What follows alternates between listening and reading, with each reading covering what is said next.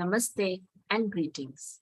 I, Dr. Sauravi Himire, Research and Communication Associate at IMPRI, Impact and Policy Research Institute, Prabhav Evam Niti Anusandhan Sansthan, Nai Delhi, extend my warmest welcome to you all to IMPRI Web Policy Learning. We are gathered today for day 2 of a 3-day online certificate program on implementing rainwater conservation, practitioners' perspectives on rainwater harvesting and efficient local water governance and resilience. This training course is organized by National Institute of Disaster Management, NIDM, Ministry of Home Affairs, and Center for Environment, Climate Change and Sustainable Development, or CECCST, IMPRI, Impact and Policy Research Institute, New Delhi. The patron for the program is Shri Taj Hassan, IPS Executive Director, NIDM, New Delhi. Our convener and moderator is Shri Tikender Singh Panwar, former Deputy Mayor, Shimla, Senior Fellow, IMPRI.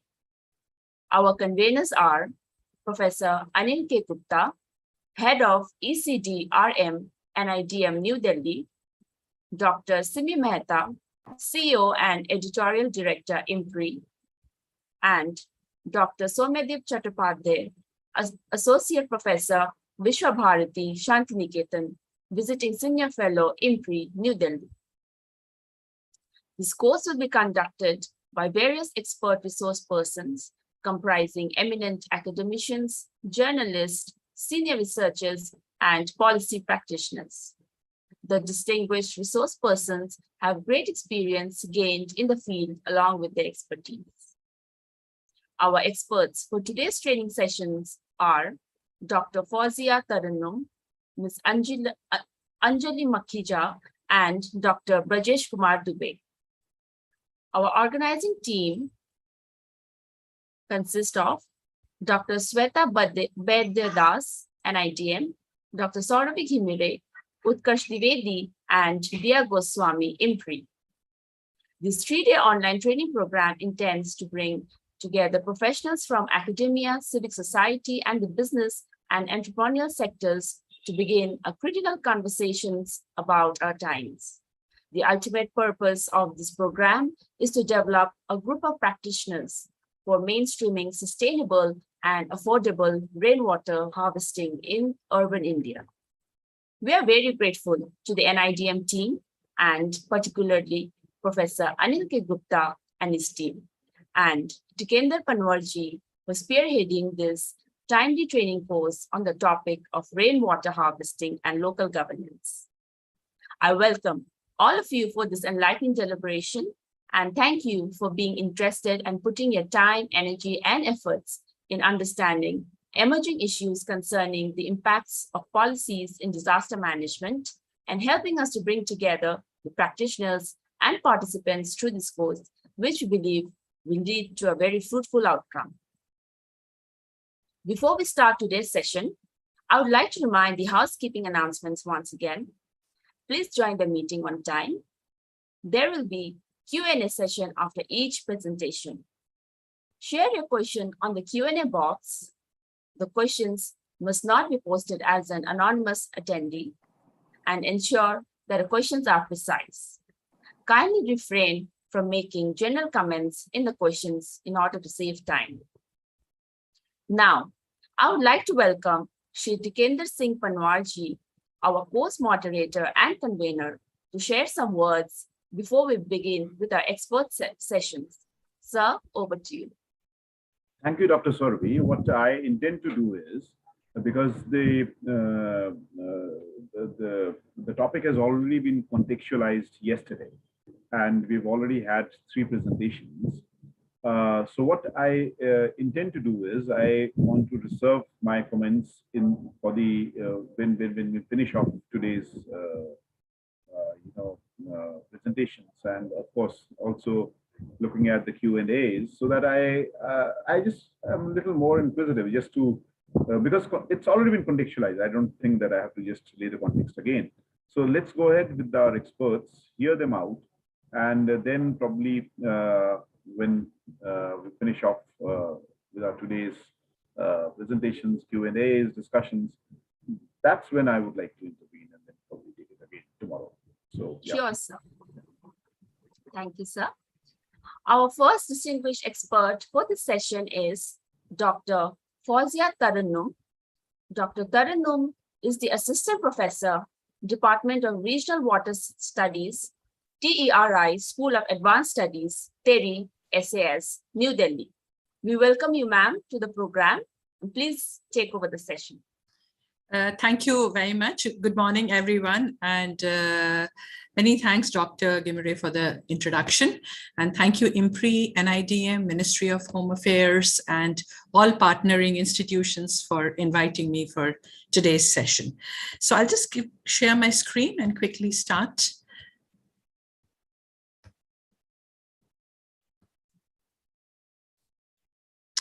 So I think yesterday I had a chance to really sit through in bits and pieces the sessions that were being taken, and I think a lot of things has already been covered around policy, and also, in fact, to some extent around grassroots initiatives which are there in rainwater harvesting. So what I will try to do is I'll try to sort of give a little orientation towards what could possibly be the design, share some case studies around it, what people are doing around over India, and what could possibly be the way forward. So first of all, I think yesterday this was mentioned about the traditional water structures, the rich traditional water structures. So what we are talking today, that is rainwater harvesting, is not new to India. And hence, honestly speaking, we really don't need to reinvent the wheel. We have had a very rich culture of rainwater harvesting. In fact, people used to settle, where there used to be water, and they were the custodians of water bodies. And all our, I would say, forts, all our religious places, everything, all our villages, perhaps everywhere, we had ponds, lakes, small rainwater harvesting structures, tanks, cascaded tanks. And I think many such examples are there around rainwater harvesting in India. So why are we even talking about rainwater harvesting? Why should we even think of doing this? So Niti Aayog, when they came out with their report, the Composite Water Index report in 2018, they have very clearly brought out that with business as usual, by 2030, the demand would be twice the supply, and cities are going to run out of water very soon. 6% of GDP will be lost by 2050 due to water crisis. And if we look at the per capita water availability, it is declining every year. And India, on an average, is definitely a water-stressed country. Some places, of course, we are water scarce country also, just to put in perspective that a country is said to be water scarce when the per capita water availability goes below 1,000 meter cube per year, and water stressed if it goes below 1,700 cubic meter per year. This is a picture of Vasant Kunj in Delhi. It's from South Delhi. And while we are talking about Har Ghar Jal Pe Nal, but the crisis of water still continues. India, of course, is under extremely high water stress. While our average water or average rainfall is slightly higher than the global average, but the spatial and temporal variability, and now with climate change, we see a lot of variation in the weather pattern. So more intense rainfall is happening. So in the process, with limited storage capacity available, India is definitely under tremendous water stress. And this water stress is not just the problem of quantity of water available, but it's also the problem of quality. So we have a large number of habitations which have fluoride, arsenic, iron, nitrate, salinity across India. If you look at the arsenic contamination in India, these red dots that you see in the map here, actually 20 states and 4 union territories are already affected by arsenic in India. And hence, the crisis is even more. Our overdependence on groundwater, so most of our blocks are now critically, either in a critical condition or overexploited condition, and our dependence on irrigated agriculture, on groundwater is almost about 60%. In rural areas, it is 85% for the drinking water supplies. So I was in Bihar just about a week ago doing a training program for PhD engineers who are responsible for this Har Ghar Jal Pe Nal program there. And most of the source that is there for providing water on tap is groundwater. And hence, we are seeing fast depletion of our groundwater. And not much effort has gone into source sustainability. While the document talks about it, but that is something that is definitely missing. And if current trend continues in 20 years, about 60% of all India's aquifers will be in critical condition. Along with that, there is also a tanker mafia that we see perpetuating all over. This is a case study from Latur, and the cost of pumping 6,000 liters of water from a borewell in a rural area is around 50 rupees. But when that goes and gets sold in a city, it actually goes up to almost 800 per trip. Excuse me for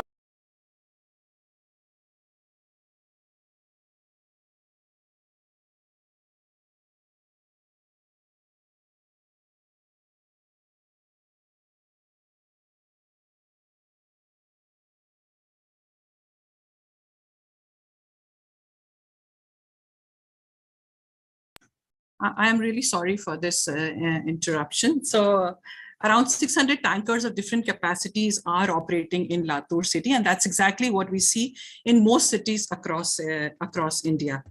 So, and this is something of Chennai that we see, that how from 1980 to 2010, things have completely changed. So you see that most of the water bodies have got lost, and that perhaps is the reason why Chennai faced very severe water scarcity or near day zero when there was in 2015 they had severe floods. Urban flooding is a very common phenomena. Urban flooding causes are primarily climate change, urbanization, and poor urban planning. So there is a heavy rainfall, frequent precipitation extremes, more residential and commercial buildings with concrete structures, improper and appropriate drainage system, construction and development of floodplains, increased impervious surface areas leading to water runoff, and lack of natural flood storage ponds. So this is something that, it's a common sight in Delhi that we see in most monsoons. Now, what's happening is most of our pervious layers are vanishing, and they are being replaced by concrete surfaces. So the infiltration rate that we look at when we have green cover, almost about 50% of it, of the water actually infiltrates. But when we have impervious layer, we have only around 5% deep infiltration. So how are we going to do this? We are looking at rainwater harvesting technique today, and that's the topic that we are discussing. I'm sure all of you are familiar with it. It's all about storing rainwater. It could be from the roof, from the parks, roads, open grounds, and then whether you could store it on the surface or you could recharge the groundwater. The catchment that we have could be, as I said, it could be roof, it could be road, it could be playground, it could be park, or it could be any paved area. So now criteria that is used to determine the suitability of water harvesting sites and techniques. So can we do it anywhere and everywhere? So one is, of course, the soil type. So which soil has more permeability? So we have medium textured loamy soils are best. Otherwise, all which are suitable for agriculture, for instance.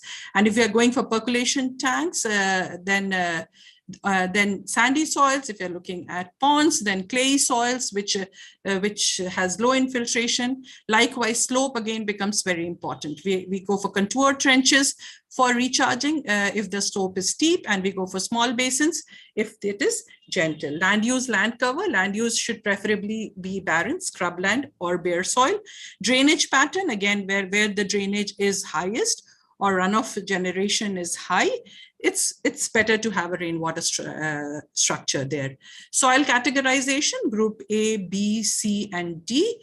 So group A soil have low runoff potential and high infiltration rates, even though they are thoroughly wetted. And these are mostly your sandy, loamy soil that is there. Group B soil, again, have moderate infiltration. Then we have group C soil, which is more of clayey soil, which has little higher proportion, and that's why they have low infiltration rate. And then we have group D soil, which have high runoff potential. And again, you know, these are very high on the clay content that is there. So if you're looking at rainwater harvesting and artificial recharge, depending on the terrain, then hilly and mountainous area, preferably you can have contour trenches, percolation tanks. If there are already existing recharge structures, we can look at reviving those. We can have gabion structures to slow down the flow of water and recharge. If you're looking at alluvial area, then preferably percolation tanks and recharge pits. Hard rock area, we have recharge through abandoned dug wells, tube wells, modification of village tanks as recharge structure, and gabion structure, percolation tanks. So these are more suited for it. I'll show you a small video here, which would give you a little insight into. The two videos I'll show you. This is by Hindran Engineering, and they're working in Bangalore.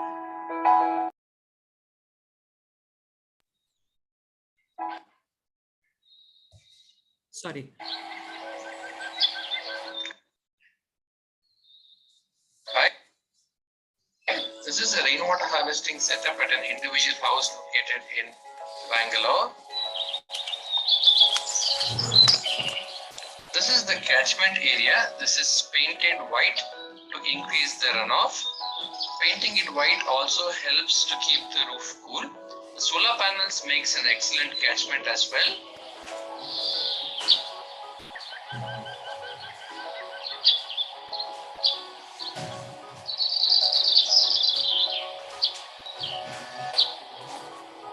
This is the first flush or a first rain separator. This is a plumbing arrangement to segregate the first few minutes of water. When the valve is open, the water is drained out.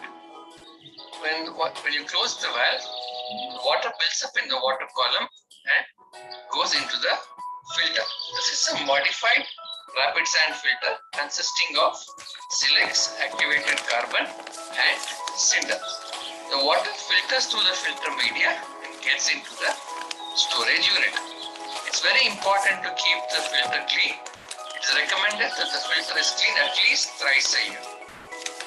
This is the underground sump where the filtered water is stored. This is used for all purposes, including drinking. It's also important to keep the sump clean. In the case that the sump overflows, excess water is drained into a recharge well. This is a 3 feet in diameter and 20 feet deep recharge well. The water here augments the shallow aquifer and recharges the groundwater. Thank you. So this is Hindran Engineering. They are actually working in Bangalore and are actually doing large number of structures in Bangalore. I'll also show you one more climate reality project, which is also into doing rainwater harvesting. Just give me a second.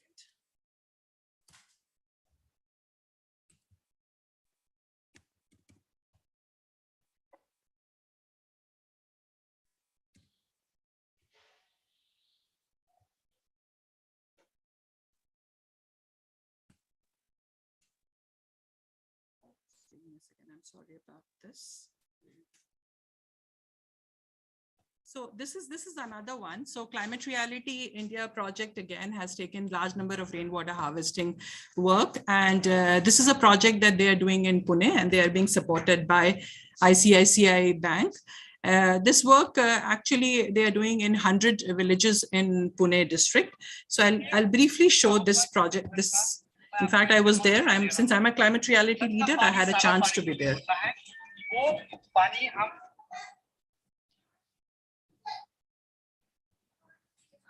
Rain water collecting gutter, जिसको local language में पगहाली बोलते हैं, इसमें हम collect करते हैं। और ये पानी यहाँ से कलेक्ट कर करके जो आता है ऊपर से, ये पानी यहाँ से एक फिल्टर है छोटा, ये फिल्टर हम लोगों ने डिजाइन किया हुआ फिल्टर है, ताकि ये फिल्टर से ये पानी साफ हो करके, इस फिल्टर का काम ये होता है कि छत के ऊपर, यहाँ पे देखो पेड़ है, ऊपर पेड़ है, पेड़ के पत्ते गिरते हैं, टहनियाँ छोटी छोटी तिनके होते हैं, बर्ड के ड्रॉपिंग्स होते हैं, ये सारे इसमें, ताकि हमारे बोर में ना जाए, क्योंकि बोर का डायमीटर 6 इंच का होता है, वो नीचे जाके खराब ना हो जाए, ब्लॉक ना हो जाए, इसलिए ये लगाते हैं।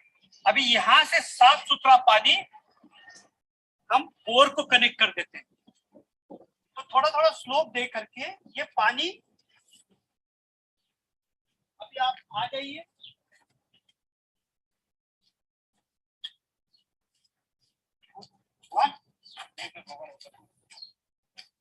अभी ये पानी वहां से लेके आए और ये पानी अभी पहले तो ऊपर आता, थोड़ी देर की। अभी ये जो बोरवेल है, बोरवेल का जो केसिंग का पाइप है, उसमें हम इसको छेद बना देते हैं। अभी ये पाइप उसके साथ कनेक्ट हो जाती है, ताकि छत का पानी अभी साफ फिल्टर हो करके सीधा बोर के थ्रू नीचे जो झरना है, जिसको अंग्रेजी में एक्वीफर बोलते हैं, उस एक्वीफर में सीधा पहुंच जाता है। और over a period of time Aahista Aahista पानी की जो लेवल है ग्राउंड वाटर की, भूजल की मात्रा फिर बढ़ने लगती है। ये साधा सोपा और कोई भी आदमी कर सकता है, ये रेन वाटर हार्वेस्टिंग का प्रकार। Right. So I think you saw just now had a chance to see two videos. So in the first one that we saw, it is again, the rooftop is your catchment. And then from there, the water is being taken to a filtration media. There is, of course, you need to do a first flush. That's very important. So I think yesterday there was a question on water quality, like how good is rainwater for consumption. So it's very important that when you are doing rainwater harvesting, you go for first flush. So whatever water that falls in your rainwater harvesting structure, you have a Y joint where you actually create a first flush and you remove that water, and then you take the water into your you can directly take it to the filter to the bore well or the recharge well, or to a dug well. But if you are looking at consuming it for potable uses, then you need to really do some amount of filtration of that water, and then it is perfectly I think can be used for drinking purposes.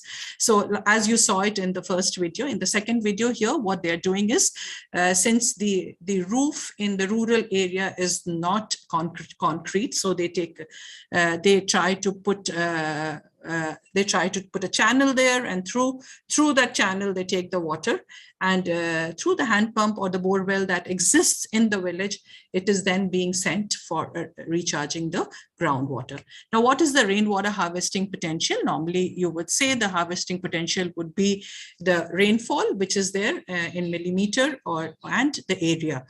So, but here we also have something called runoff coefficient, because different surfaces have different runoff coefficients. So if you're looking at, for instance, a concrete roof, then it has a runoff coefficient of 0.8. But if you're looking at, for instance, a park or an open area, then the runoff coefficient, of course, is very less. It ranges from 0.15 to 0.13. So here, so we have got 200 meters square, and you can convert this from millimeter to meter, then you will get your total water in meter cube. So I have not converted it. So I have taken this in the unit liters and multiplied it. Now for a family of 5, if you're having a 600 millimeter rainfall and you have a rooftop of 200 meters square, then roughly about 96,000 liters of water can be harvested. Now, if you're looking at 135 liters per day of consumption per person, then your total consumption would come roughly about 675 liters per day. So number of days for which you can use this water is roughly about 142 days. But if this water you want to use only for drinking purpose, then perhaps it would suffice for the entire year also. So there is a RWH manual of CPWD. It has been there since 2002.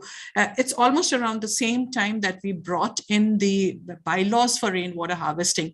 So actually speaking, we have a very strict bylaws which are there for rainwater harvesting, that if you have a rooftop area ranging from 50 square meter in some cities to 100 square meter in others, rainwater harvesting becomes mandatory. Most of the apartment buildings which are new, of course, for them, it is definitely important to get a clearance that you need to have a rainwater harvesting structure. So then where does the problem lie? So maybe we will just discuss that. We'll discuss that in a minute. So then moving on to what are the different kinds of structures that we have. You could have a percolation tank. This is the most common runoff harvesting structures in India. Many societies also, or residents welfare association, they go for percolation tanks. Percolation tanks are also common in rural areas,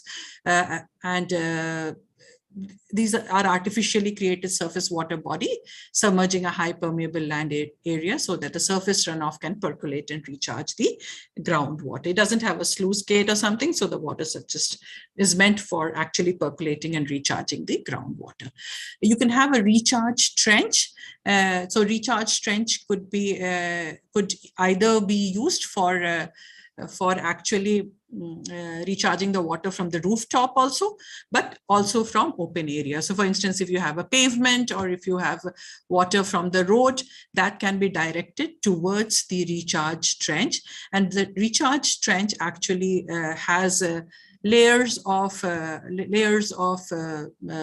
sand, pebbles, stones, so that the water can actually be filtered before it is recharged into the groundwater. This is another example of a recharge trench, which is in the periphery of the residence. And here again, you have the water from the rooftop that can be taken to the recharge trench and can be recharged. Then these are some pictures of ponds and trenches. These I have taken from the National Water Mission website because they have been working a lot on Catch the Rain. So these are farm ponds and duck pond percolation tank. You can see here trenches. As I said, that if there is a hilly terrain, then contour trenches or water absorption trenches are best. In fact, in Rajasthan, in Laporia, they are doing small what they call chalkers or trenches, which are cascaded. Something, trying to sort of make it pretty similar to the cascaded tanks which we have in Telangana and that region, but for recharging of groundwater. You could also use recharge through bore wells, tube wells. Abandoned bore wells can be used, abandoned dug wells can be used. So every village, I think once upon a time had a dug well, and they were totally dependent on the dug well. But now when I see most of these dug wells and ponds are being used for throwing solid waste. So if that can be cleared, then through a filtration medium, it's always good to use a filtration medium, because that way, what you're putting it in the ground is at least clean water that is going. Always be mindful that India has got lots of aquifers which are already contaminated with arsenic or fluoride or iron. So it's always good to check the groundwater quality prior to recharging the groundwater. It should not so happen that a good quality water is taken and then put into the groundwater. Gabion structure, again, is a very important way of holding water or slowing down the water, especially in hilly terrain.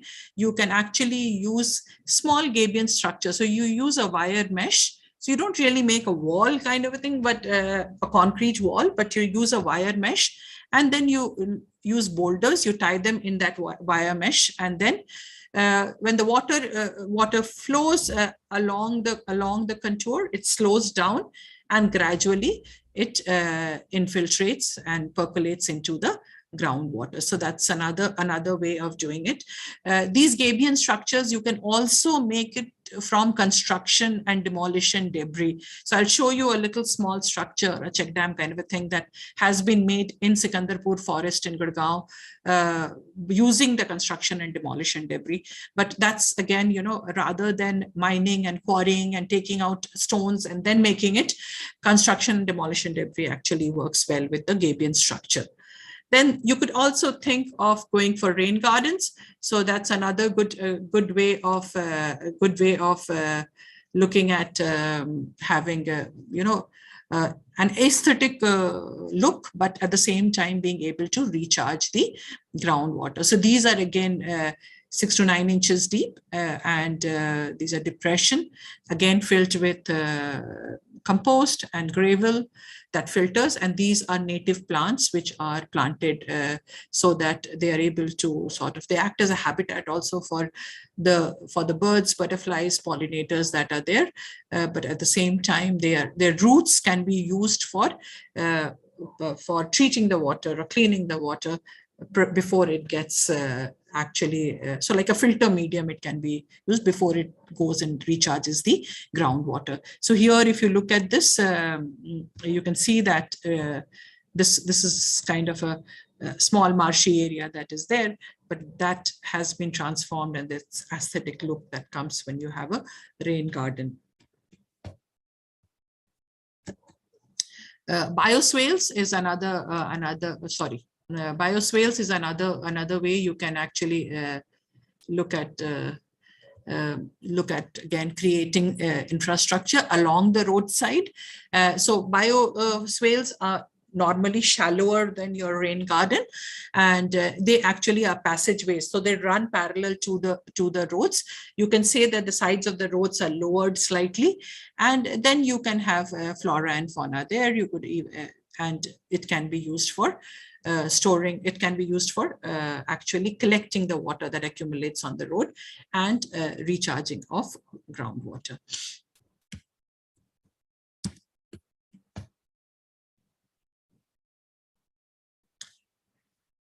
This is again, I just wanted to give you a little idea on the sponsity concept, which is there. So sponsity concept, of course, has been there for a few years now. China, of course, is working extensively on this. Does India really need sponsity? A lot of talk is happening for urban water, arresting the urban flooding problem that is there, or urban water management. We do keep talking a lot about sponsity. So whether we really require that, given that most of the cities in India, we talk of Delhi, we had almost 276 or something water bodies, or 250 water bodies have already been identified, though they are completely neglected, but we already have a lot of capacity which is there to store water if they can be cleaned, and if we can really create channels to bring water to those open areas.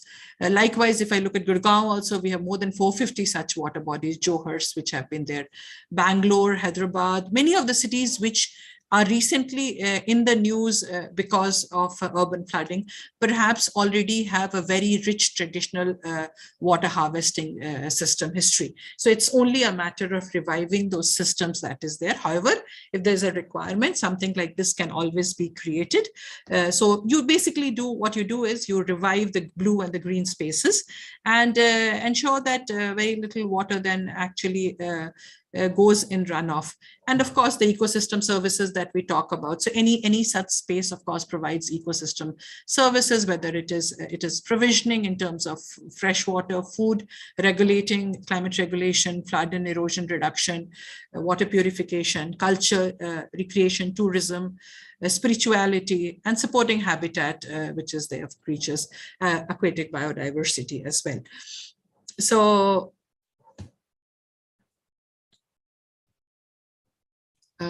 this little thing that we saw here, which was bioretention. So what is bioretention? So bioretention, again, you create some kind of a layer of sandy, loamy, sand, carbon, co-sand, a filtration medium. So the rainwater comes here into the bioretention system, and then it goes through the filtering. It gets first point of treatment is the roots of these plants, and then it goes through the filtration media, and then you can get treated rainwater from here, which can be used both for irrigation or for horticulture. It can be used.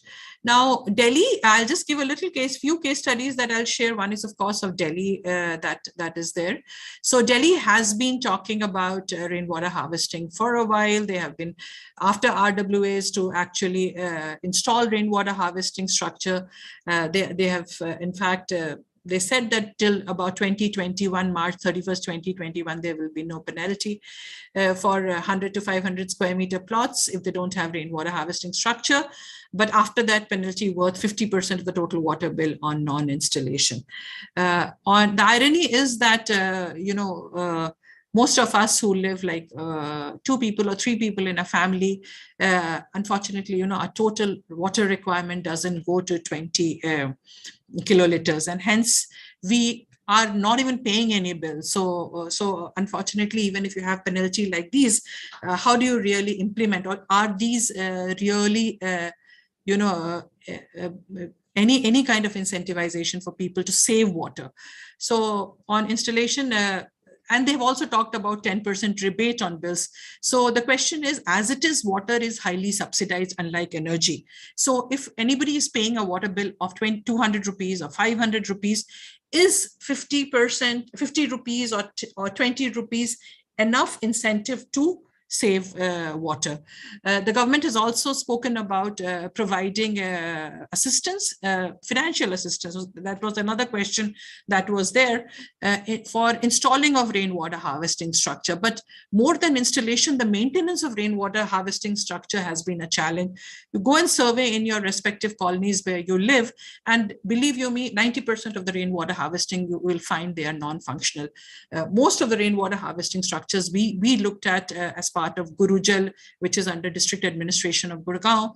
In the Gurgaon district, the DLF flats and others, most of them were non-functional. A few of them who were functional also, the outlet was in the sewer drain. So that's even more criminal to do, that you take fresh water and you put it in the sewer system.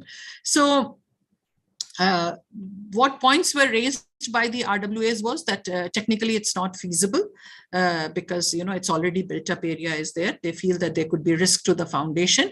Sometimes there is co-ownership and multiple flats. So who pays and how will the subsidy get divided? And but RWAs are being pushed that they can install rainwater harvesting in common areas, in parks, in community halls. This is again a very good case study of Nizamuddin East, where they have installed rainwater harvesting structure, and it has been working now for a few years. The technology and design that they have used is from the catchment areas of the colony, including roof, paved, unpaved area, that is conveyed and collected through stormwater drain in a collection chamber, which is covered with perforated slab and placed at a low-lying area so that water can flow into the collection chamber naturally. Rainwater from the collection chamber is then diverted to a recharge well, which is provided with a recharge bore with depth of 10 meter and the bore dia is 150 millimeters. And the recharge well is also provided with a filtration system, which includes pebbles, coarse sand to ensure proper filtration of the stormwater used for recharge. So the case study can be accessed. I've given the link to access the case study.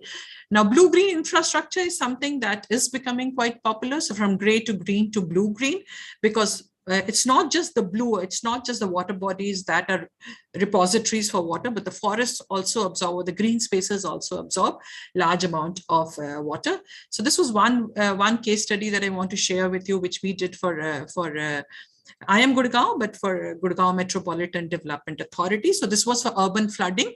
And we were given a small area of the golf course road from sector 52 to sector 21, and which had 4 creeks. So we did both a hydrological and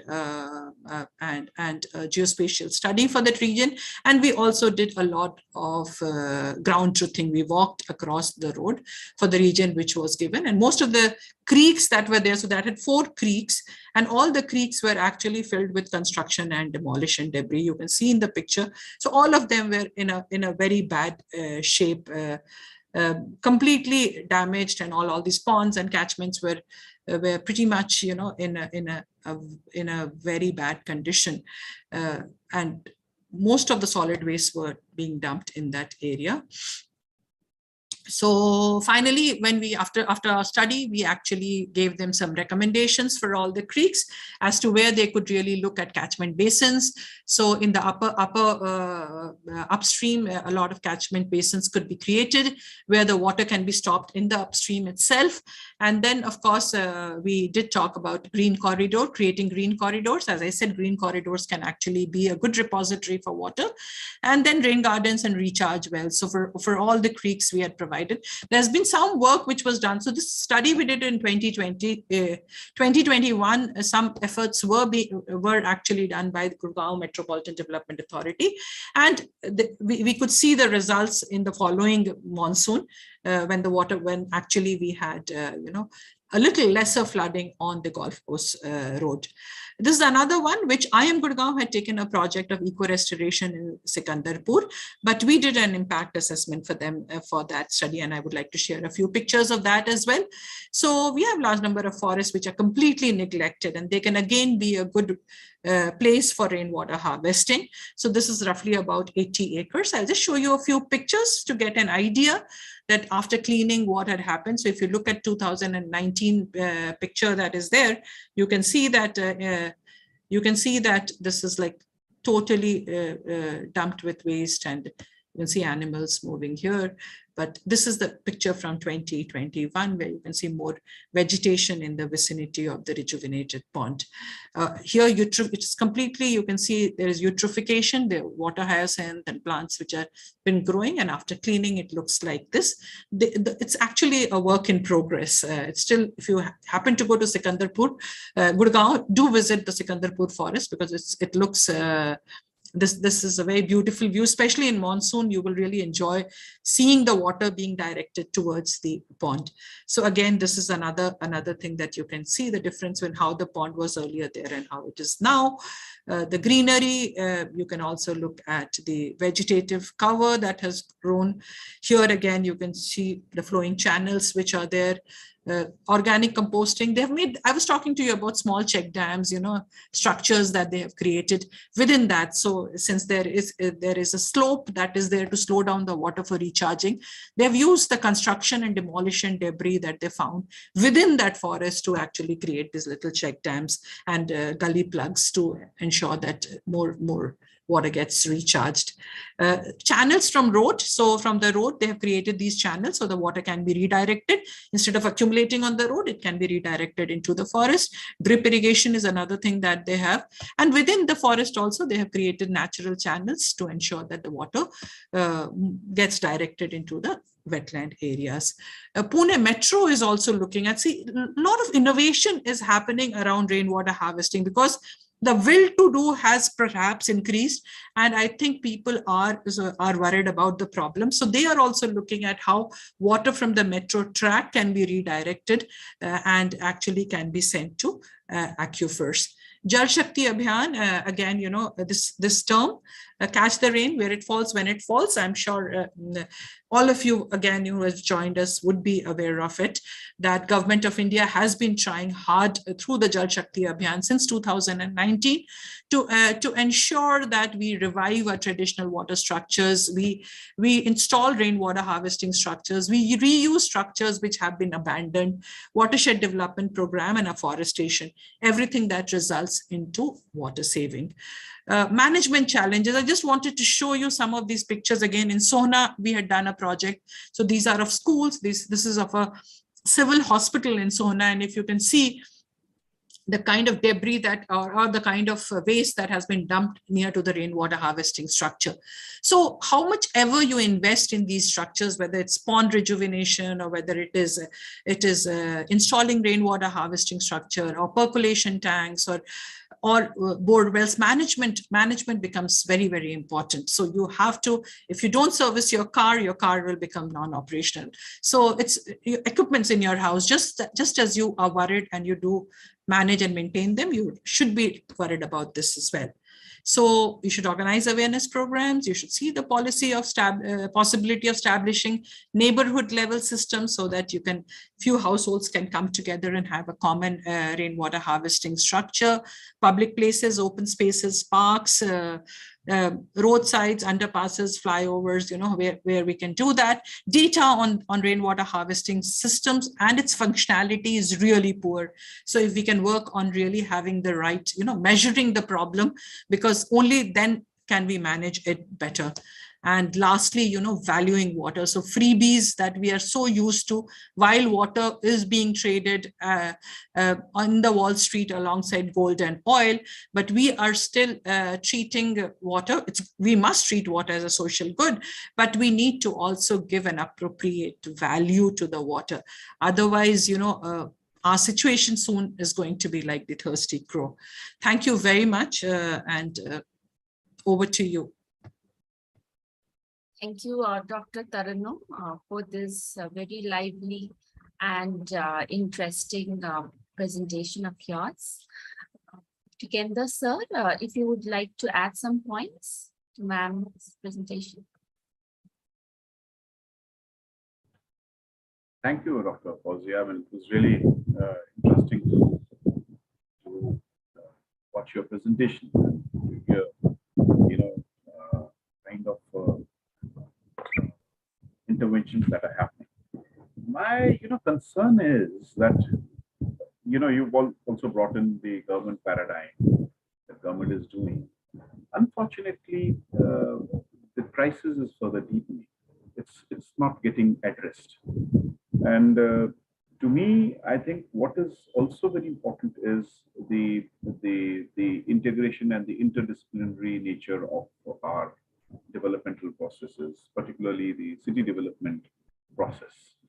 And the kind of massive land use change that we are witnessing in the cities, where real estate is taking a pivotal position. Take, for example, Delhi Master Plan 2041. I mean, we talk about, definitely we require these resident welfare associations to be incentivized, to be promoted. Definitely. I mean, there is a very interesting work by Sutendra Biswas, The Assorted City, particularly for Delhi. I mean, it's really a masterpiece for all those who are interested in understanding the nuances of water utility in a city like Delhi. Having said that, I think what is also important, because this discussion, this workshop is not just to train our people, that is definitely there, but also, to influence the policy paradigm. And that, when I say influence the policy paradigm, you not think that, I mean, there's a kind of gap or a mismatch, because I mean, something which the water department, we have Jal Shakti Abhiyan or Vibhag, and then we have the urban development. So the urban development goes right, and the Jal Shakti says we go left. There's hardly any convergence, and this actually is further cascading the kind of crisis that we. So we do not just want adaptation here; we want mitigation actually. And that mitigation, I think, has to be quite inherently integrated to the whole process of urban development. And as you rightly pointed out, I'm 100% consonance to that. That this is not rocket science. I mean, we've been doing it right from centuries. And just look at the Harappan model, and then, of course, the British further developed. Come to Simla, and you'll find the Institute of Advanced Studies, one of the largest water reservoirs that they constructed. So do you not think, I mean, I think we just need to just understand this and then really focus more on, the interdisciplinary and the integrated approach that is required. Absolutely, Tikendraji. I think I completely agree with you on this, that we definitely require an integrated approach. Also, policy still continues to be a top-down approach that we take. Many a times, they don't even know the grassroots problem. I was telling about the PhD engineers training that I did in Patna. And they actually even brought out the caste and class paradigm. So that is never taken into consideration. So sometimes, you put a public stand post, and who gets access to water on that stand post? So absolutely, again, the other thing is that source sustainability. Now, source sustainability can only happen if you have a good community participation. Unfortunately, after like in Patna, what I saw was when 96% of the tap installation program was over, I was invited to do a training program on community participation, which should have been perhaps the first thing to be done, because it's prior to that. So just to put those tick marks, in the boxes, check boxes that are there. So when you look at the JAL, our manuals are very good. When I read the Jal Jeevan Mission manual, I thought it had everything in it. It had community participation in it. It had women in it. It had something around water quality testing, training of people, Pani Samiti, everything, literally everything. So what the integrated approach that we are talking about, I think it has everything in it. But unfortunately, what we have is we have government, but we have no governance. So how do you govern these policies? There is nothing to. So policies, how much ever you make. So suppose, people like you and me, if we go and tell, like we have access to the system, we can go and tell them that this is required, and it gets documented in policies. But if you don't govern the policies well, how do they translate into action at the grassroots level? But that said, we should definitely try as much as possible to come up with these kind of discussions, share evidence-based policy recommendations with the government. I'm sure things would change slowly, but it is changing. Jal Shakti, I have my own reservations because I still feel not a good baseline was conducted and it has just been launched. And hence, the effectiveness of it cannot be measured. The second thing is we cannot just unscientifically go around digging ponds. Because my watershed is part of a larger catchment, and it is very important that a catchment level assessment and who lives there, how do they interact with the water body, a landscape approach or a waterscape approach, you need to really adopt a more integrated. Completely agree with you on that, Tikinderji. Huh? I think we can take the questions. Thank you. All right, sir. Ma'am, there are a set of questions. I'll just read it out for you. Sridhar Ji is asking, how do you measure the amount of water saved through the structures? How do you measure it? So that's a very good question. So Mr. Sridhar. So the first thing that I said, I did show you a slide where I said, what is the rainwater harvesting potential? So if you are harvesting rainwater from your rooftop, then the formula is very simple. You need to just take the area that is there, multiply it by the total amount of rainfall. And then you have the runoff coefficient that you use. If it's a concrete roof, it's 0.8, but there is a sheet that's there, and the manual, CPWD manual. I'll shortly put the link also in the chat box after the session, so you can access from there. It clearly shows the runoff coefficient that you need to take for different surfaces. Along with that, you need to also probably take the evaporation losses and other losses. So another maybe 0.8 that you multiply by that as well. And then finally, that is the rainwater harvesting potential that is there. Now, it all depends on how you store it also. If you have a foolproof mechanism for storage, you're storing it on a surface after filtration and first flush and other things that is there, you can measure it from the capacity of the tank that you have, that what is the water that you have harvested. If you're putting it in the groundwater also, still you can use the same formula, that much amount of water has gone into groundwater. You can cater for a small amount of losses that is there, maybe about 25-30% loss. Even if you're putting it in the groundwater, there is a possibility of water getting lost. So that's how you can actually measure how much water you have been able to harvest from the rooftop. Sunit Ji is asking, does the policy mandate new houses being built in Gurgaon or other cities to have rainwater harvesting structure? Yes. So Gurgaon has a policy which actually says that if your rooftop area is 100 square meter or more, then installation of rainwater harvesting structure is mandatory, and it has been there for a while. So as I said, all the DLF flats and all do have a rainwater harvesting structure, but the functionality is something that is in question, because most of them don't function well. See, just installation of a rainwater harvesting structure is not enough. You need to clean your rooftop also. Prior to the monsoons, you then need to clean your rainwater harvesting structure, the pipelines that are there.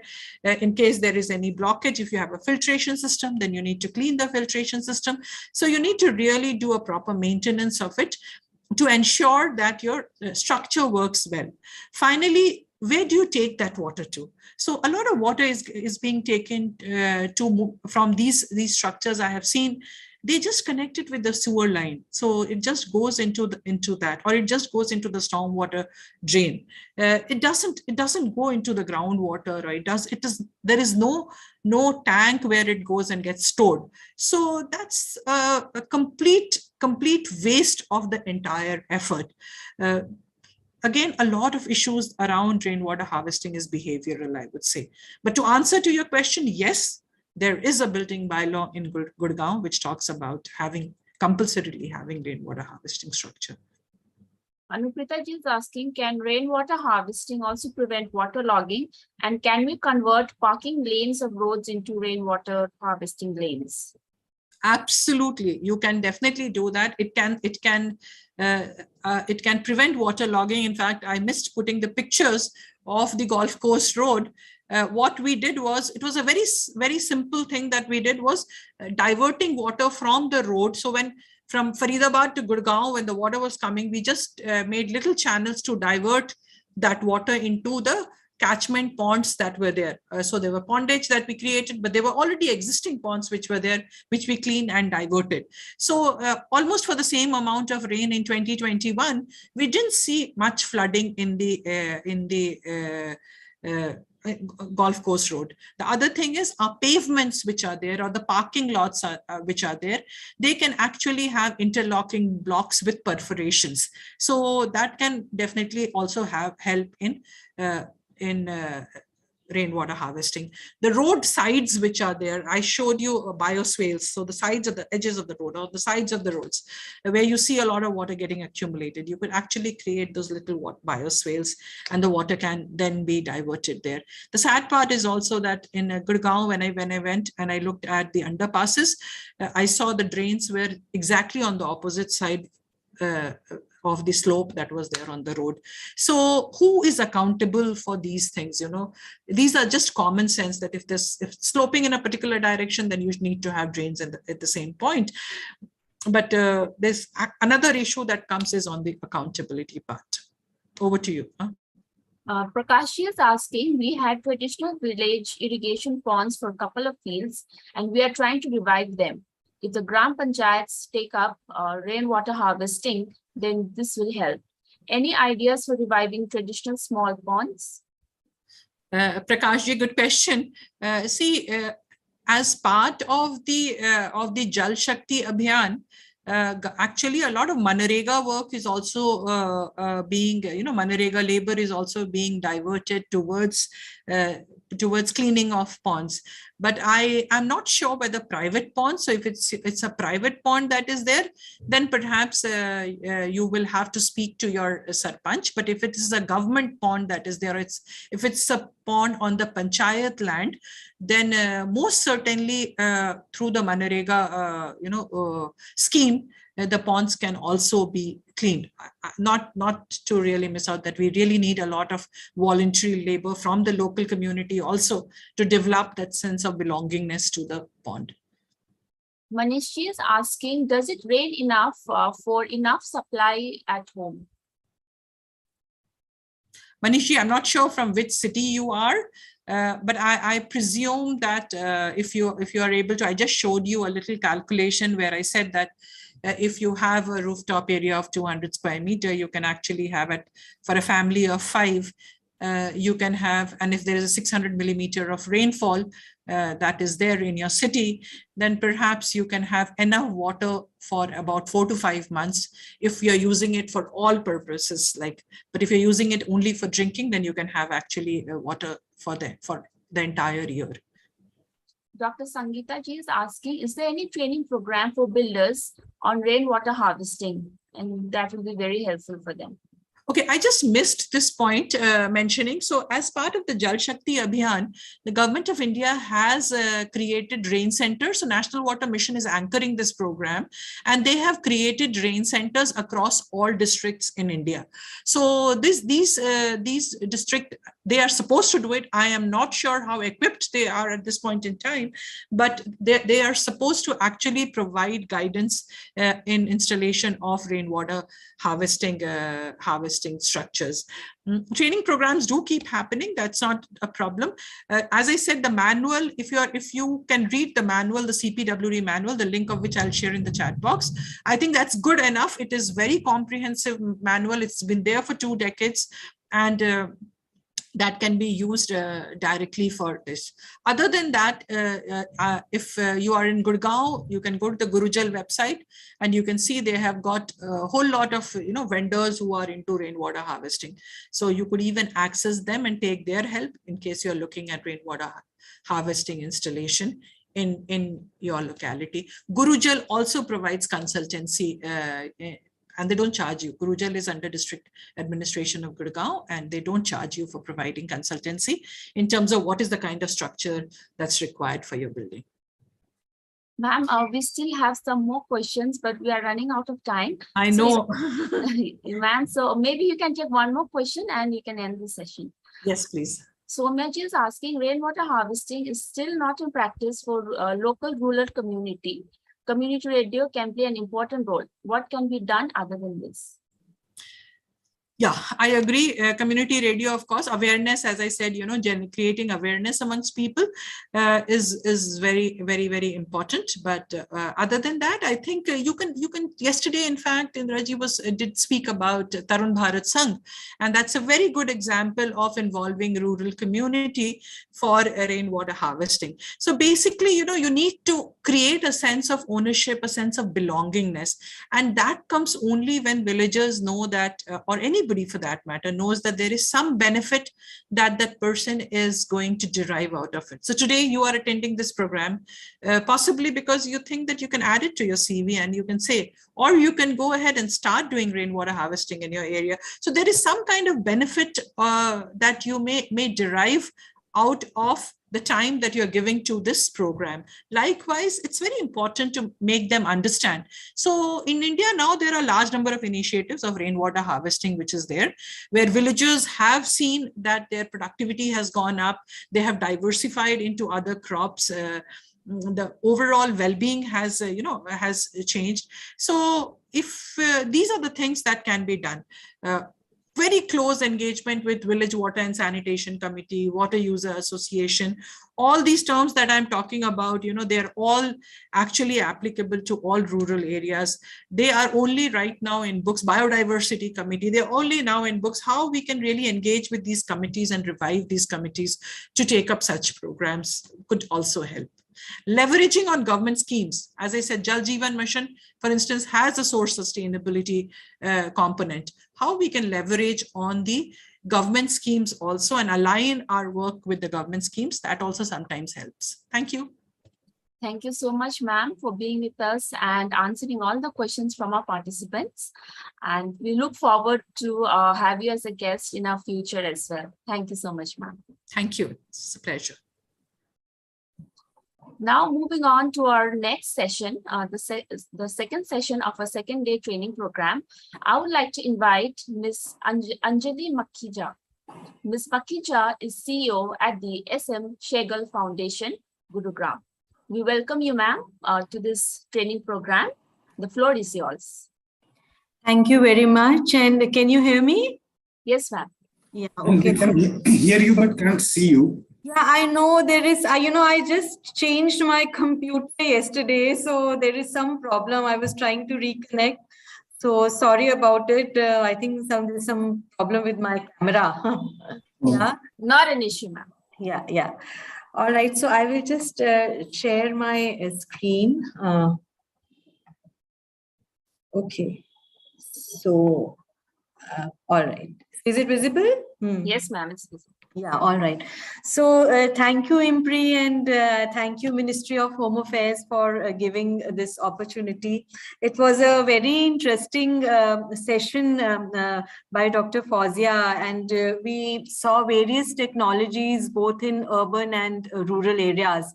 And what I am going to share is completely on the software part, and some of it has been touched, which is about the role of community participation.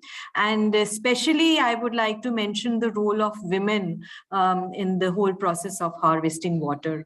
So I come from SM Sehgal Foundation, and we work only in rural areas across 11 states, and water and agriculture are two key areas.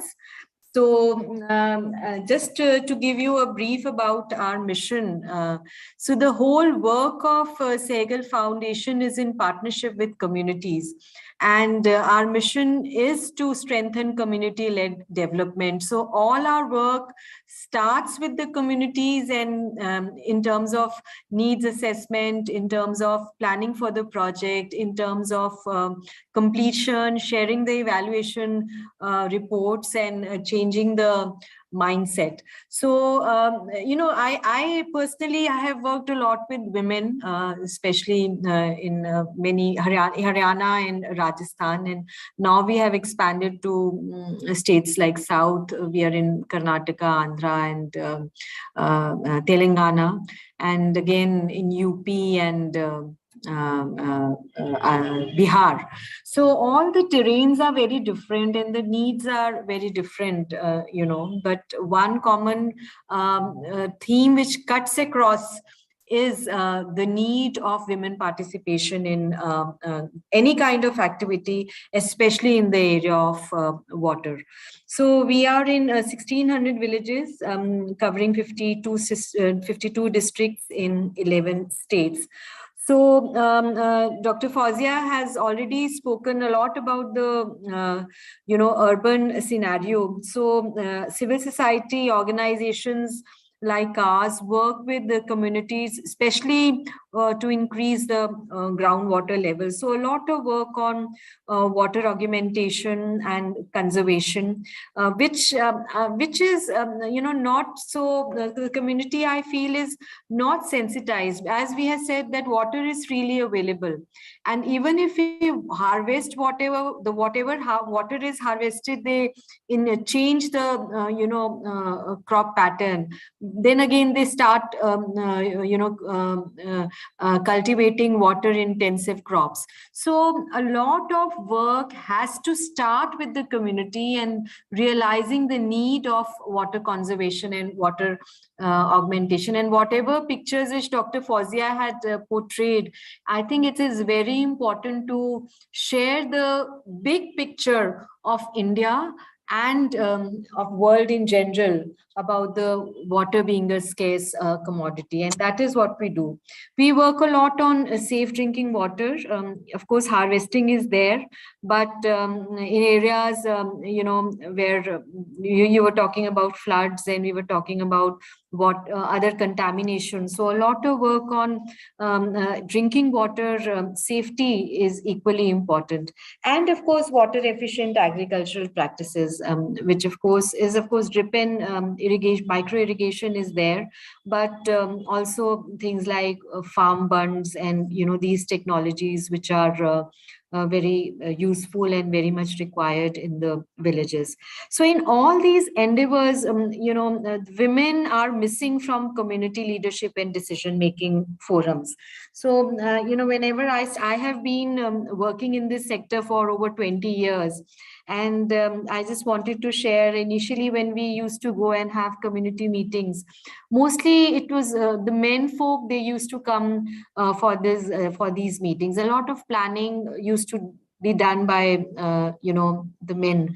And the women, even though they were panchayat members, they would send their sons or their husbands for these meetings. And clearly women were missing in all these decision-making forums. And it is very sad because it is the women who are responsible for the water needs at the household level. So, and as managers at the panchayat level, where there are sarpanches or there are panches, so they have an important decision-making role.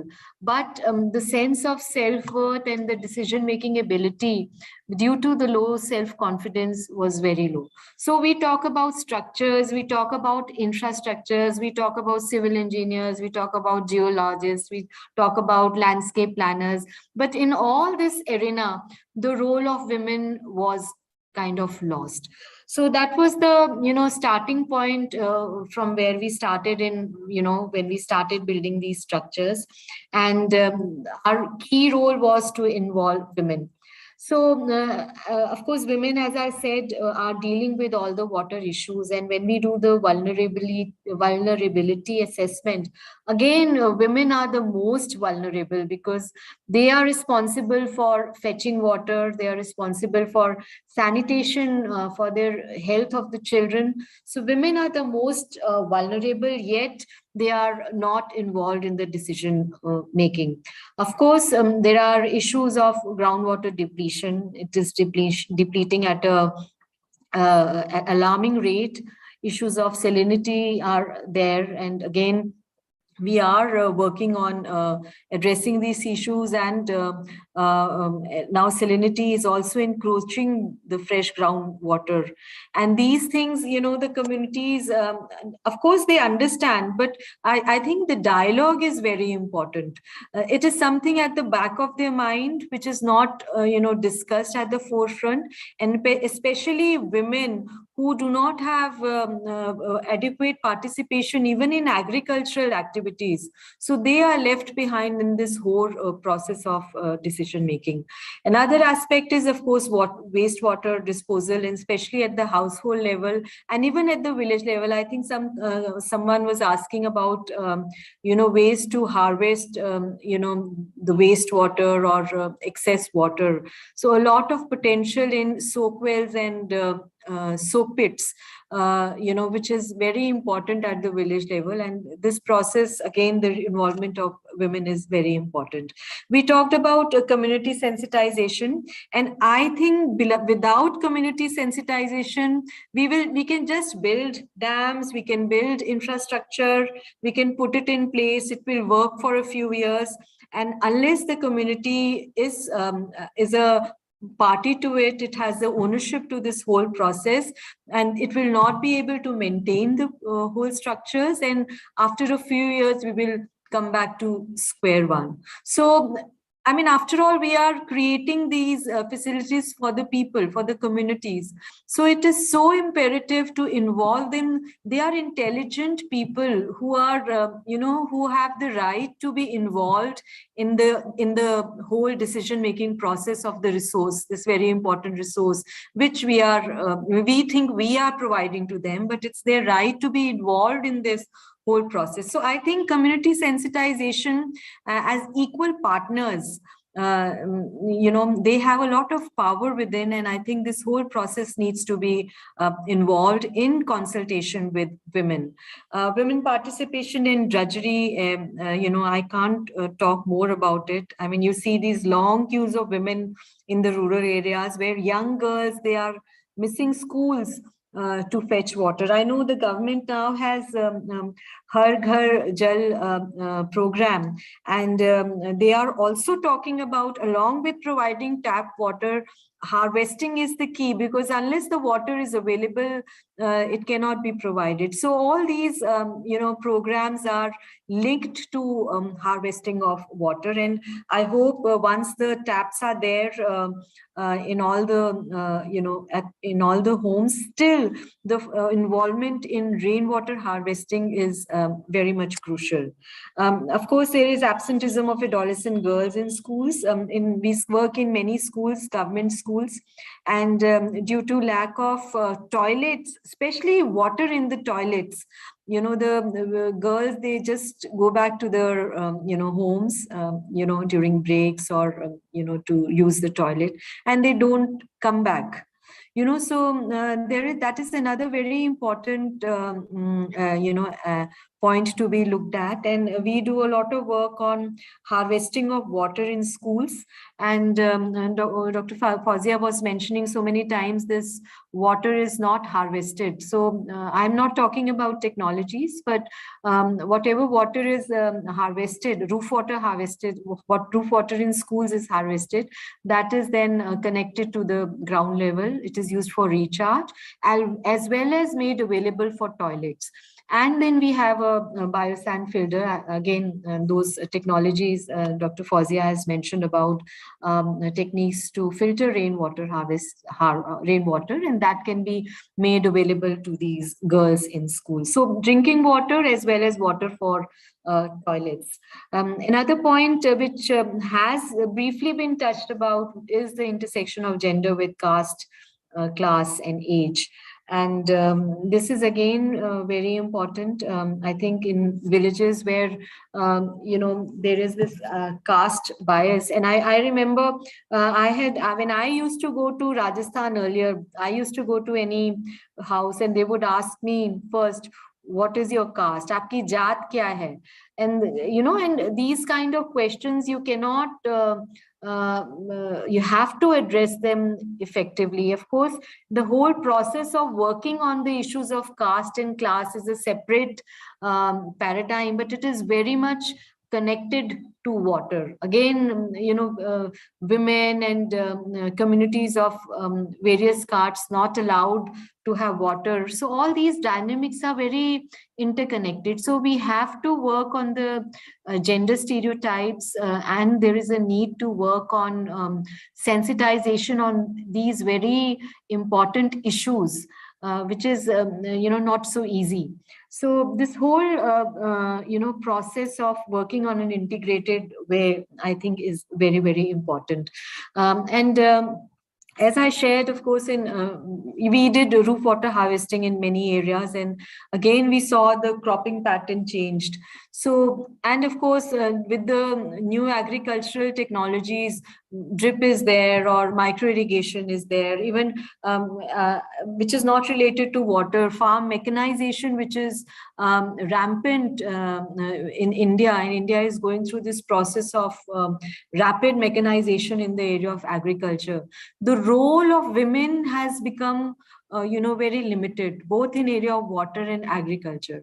So wherever I go in the villages these days, when I ask women, they said, "Hum ab kaam nahi karte." In some of the states like Punjab or states like Bihar, where a lot of states like UP also, where a lot of mechanization is there.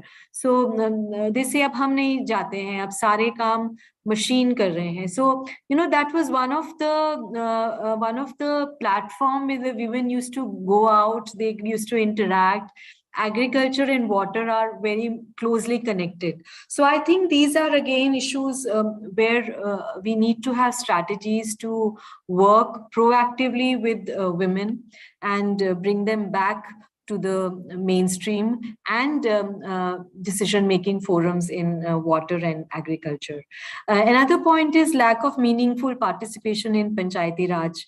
I have worked with a lot of women sarpanches and panchayats, and in Haryana there is 33% representation of women. In states like Rajasthan, there is 50% representation of women. But in all the meetings when we used to go earlier, I'm talking about many years back, again, the participation of women was very, very limited. And I always used to tell them, we can have an all women panchayat, and we cannot have all men panchayat. So the government has given a tremendous kind of power to these women. But unless they exercise their power, their need is will not be not come to the forefront. I know we have Swachh Bharat Abhiyan, for example, now. That those days we used to have Nirmal Bharat Abhiyan, and I went to a village in Haryana, and when I had a first meeting of women, when I talked to them, the first need which they expressed was toilet. So we had worked in the villages for a couple of years. We had talked about water, and we had talked about so many other needs. But when the women came, that was the first need which they expressed. And they used to tell us, nobody has ever, asked us about what we require. And that's how we started this whole movement of involvement of women panchayat members. And they have tremendous power in within. And what is, I think, required is to trickle that power so that their issues, they come to the mainstream of village development plans. And water is so crucial, sanitation is so crucial. Unless their participation is ensured in these decision-making forums, even in Gram Sabha, in many of the villages I used to go earlier, I used to ask women, did you go to a Gram Sabha? And they used to say, Gram Sabha to sirf aadmi jate hain, mahilaएं to jati nahi hai. And, that was the, understanding which they had, that Gram Sabha, the women voters are not, allowed, or they are not mandated to attend the Gram Sabha. So a lot of sensitization on their roles, very important roles in these decision-making forums, I think is very important. Again, then we have limited women technical experts. Even in our organization, we look for civil engineers because we do a lot of work on infrastructure.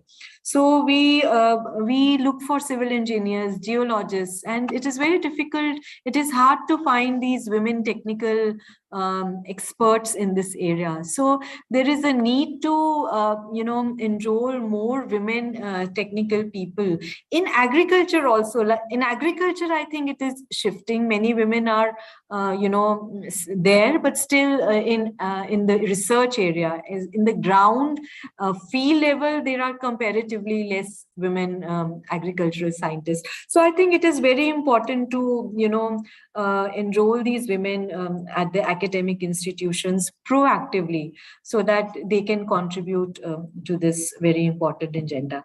And as I said, gender stereotypes is something which has to be dealt with all across. I was in a meeting yesterday, and we were talking about nutrition and safe drinking water. And one of the, the resource persons, she said, if women are here, I think I would like to address their women that, they have to have,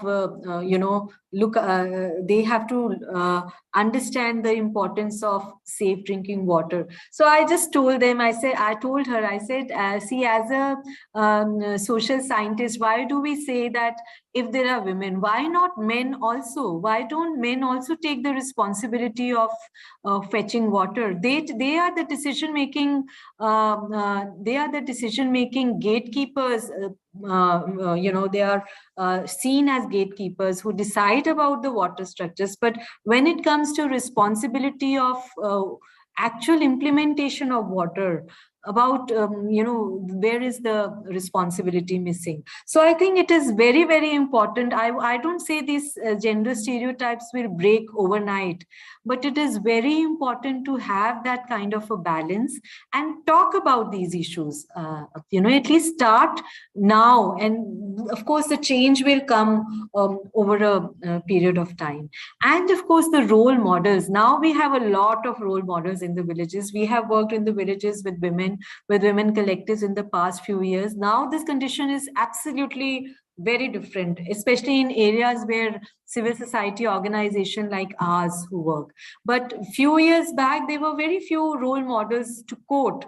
Now we have, a number of case studies where women have gone together as collectives. They have, demanded the need for water at their village level, or, integrated the rainwater harvesting plan in the village development plan, or as part of school management committees, village health, sanitation and nutrition committees. Again, they are, putting forward their plans and decisions.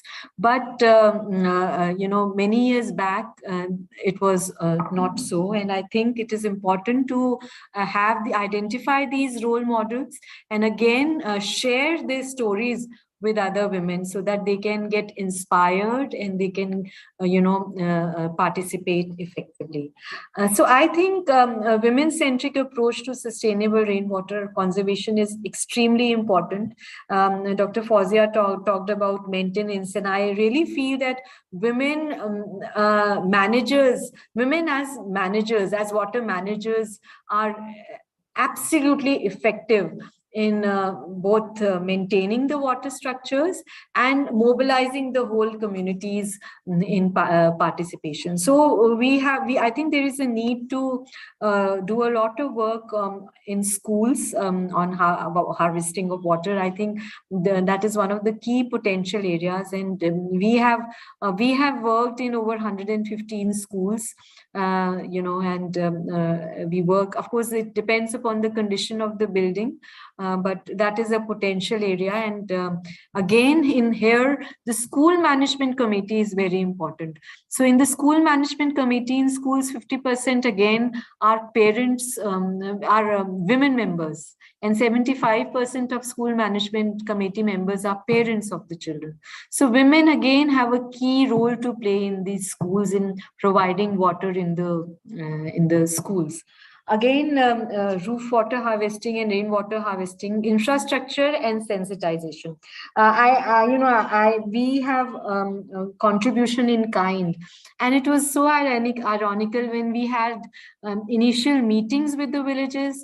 There was a lot of participation by men, but when there was this the whole process of mobilization of contribution in kind in terms of providing material, during that time there was a lot of participation of women. So when it used to come to actual labor, the women would participate. When there used to be actual decision making forums, the men would participate. So this skewed kind of experience which we had in the initial years, and it took us a lot of time to have a turnaround, and it needs consistent effort. But I think many times we just rule out this importance, and I think it is very important if we need to for impact and for sustainability of this program. So in the village development committees, VHSNCs, as I said, village health, sanitation and nutrition committees, again, this is a mandatory body under Ministry of Health at the rural areas. And Dr. Fauzia was mentioning that in many of these committees, they are on paper. So what is required is to revive those committees, and when they are revived, to ensure the participation of women, which is mandatory in all these communities. Village development committees, of course, used to be formed a few years back, but now we have in all our programs, wherever there is an infrastructure program, again, we also form the VDC at the village level so that the community can contribute, and they can deposit an amount contribution in cash in these VDCs, which can be used for the maintenance of the structures in the coming years. The women collectives, I think, have tremendous power. So women might feel isolated, and they might have low sense of worth when they are alone.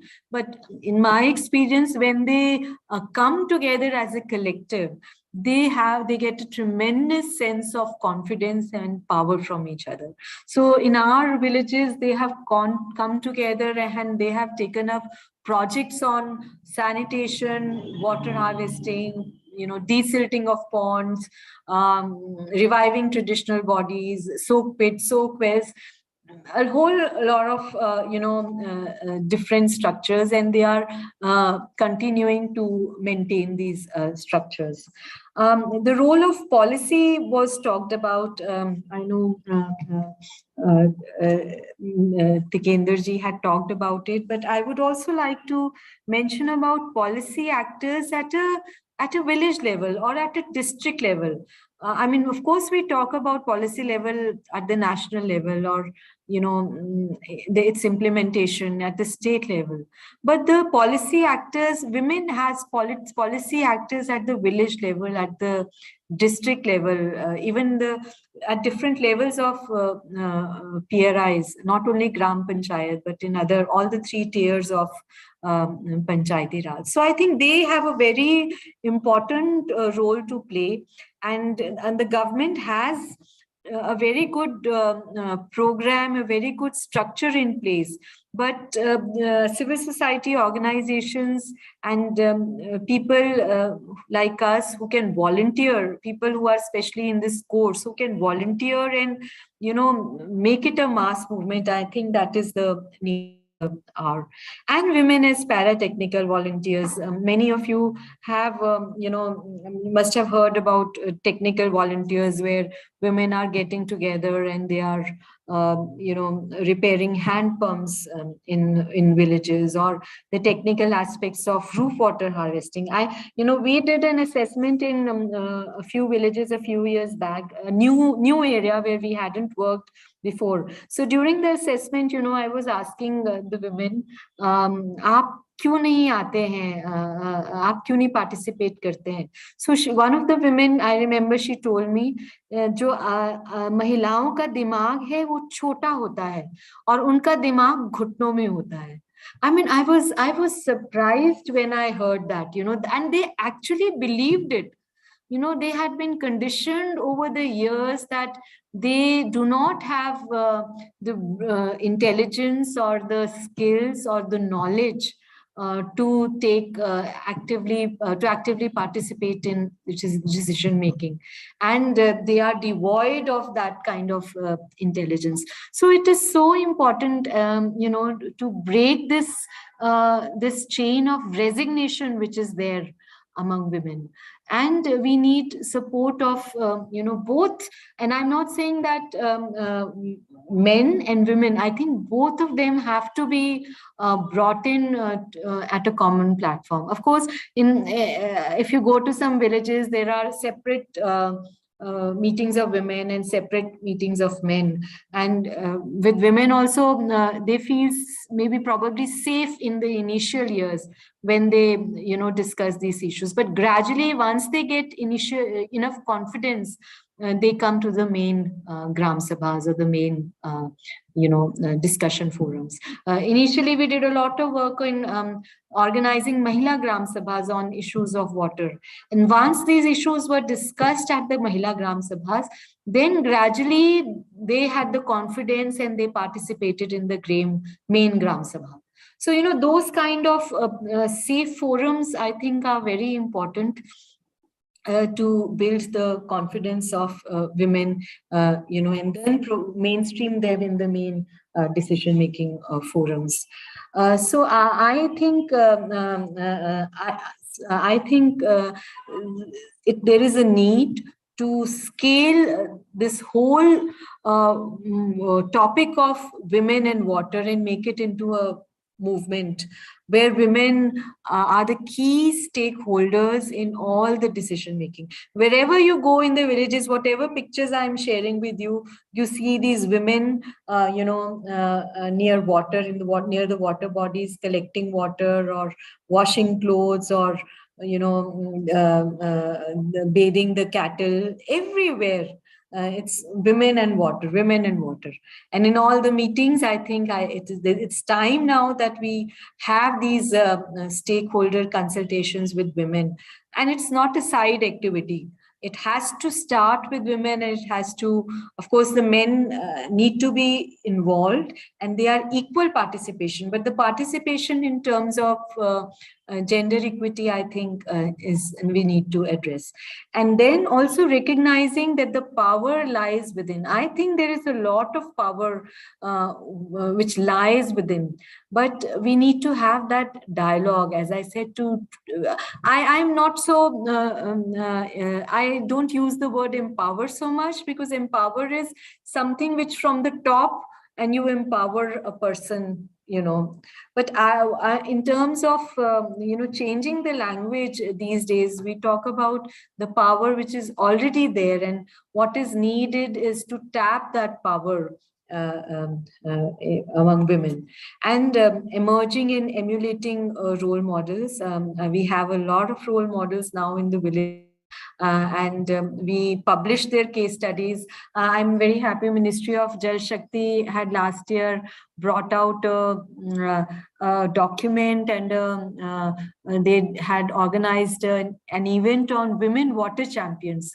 So a lot of women from the grassroots and our team women also participated, and they got recognized for the work in the water. So that was again at a policy forum, how at the policy level, the ministry and people at the policy level recognize the grassroots level women who are contributing so much in the area of water. So that connection, as I said, between the local policy actors and the national level, that connection is also important, and something which can give tremendous confidence and inspiration to women.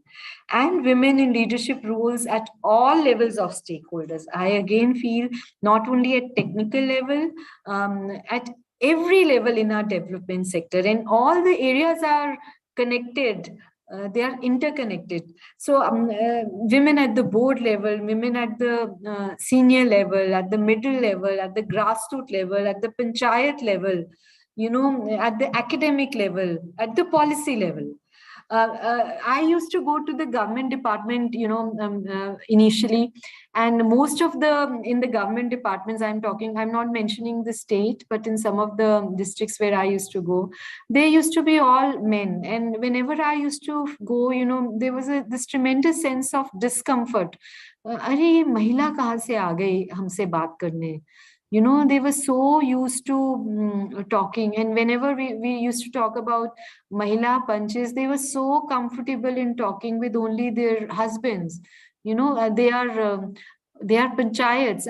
If some of you have seen that serial Panchayat, which is being aired on Amazon these days, very, very interesting, I think, and how a woman Panchayat Sarpanch is gradually evolving and participating in all the decision making. So it's wonderful to have these case studies, and gradually when you talk to them, they're I think initial bottlenecks which are there, they also get shedded down. Then they also get used to it. I feel it's not that they do not want to discuss with women, it's just that they have not been used to it. So when repeatedly we go to them, and their apprehension, if they are hesitant initially, all those barriers gradually get dissipated, and then that provides a forum for connection. So we need to break those barriers, we need to break that glass ceiling, and enroll men and other gatekeepers in the villages. And everyone is a gatekeeper of their own village. Everyone has immense potential and confidence and the power to contribute to the development of the village, and especially in the water crisis. And in our country, of course, water is so important. Our agriculture is linked to water. We are sufficient in food production. Yeah, so and villages are agrarian. So we cannot talk about water in isolation with agriculture. And I see so many these young people in the villages, they are going away from agriculture, they are migrating because agriculture, they don't have the interest in agriculture, or there is water scarcity, and agriculture may not be so remunerative. So, but now we are talking about doubling farmers' income in agriculture. A lot of reforms in agriculture which I have seen in the past few years, and linked to agriculture is water. So if we have to be a food basket, self-sufficient in food, we have to talk about water. It cannot be in isolation. So I think, and the role of women, both as agriculture, as farmers, women as farmers, women as water champions, they all are interlinked.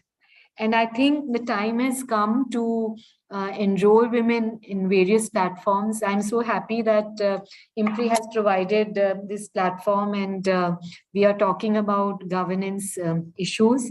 So, and we have women speakers also. So it's a very interesting, dialogue. And I have only this much to share. Whatever I have shared is based on my experience as practitioners. I work at the village level. Now I head the organization, but my initial many years have been in working directly with women at the grassroots levels on issues of water, agriculture, and education in schools. So thank you so much, and I'm happy to take any suggestions, any comments, any questions. Yes. Thank you, Ms. Makkija, for this extremely enlightening presentation and helping us to understand the role of women in rainwater harvesting. Now, Tikendra sir, if you have any comments. No, I think this is absolutely from a practitioner's perspective. And how often we miss very simple and very important elements when we are defining our policies basically. And I think these also pertain to the success of successful implementation of our understanding. And also that I don't like this word stakeholder, but I think they are one of the most important part and parcel of rainwater conservation.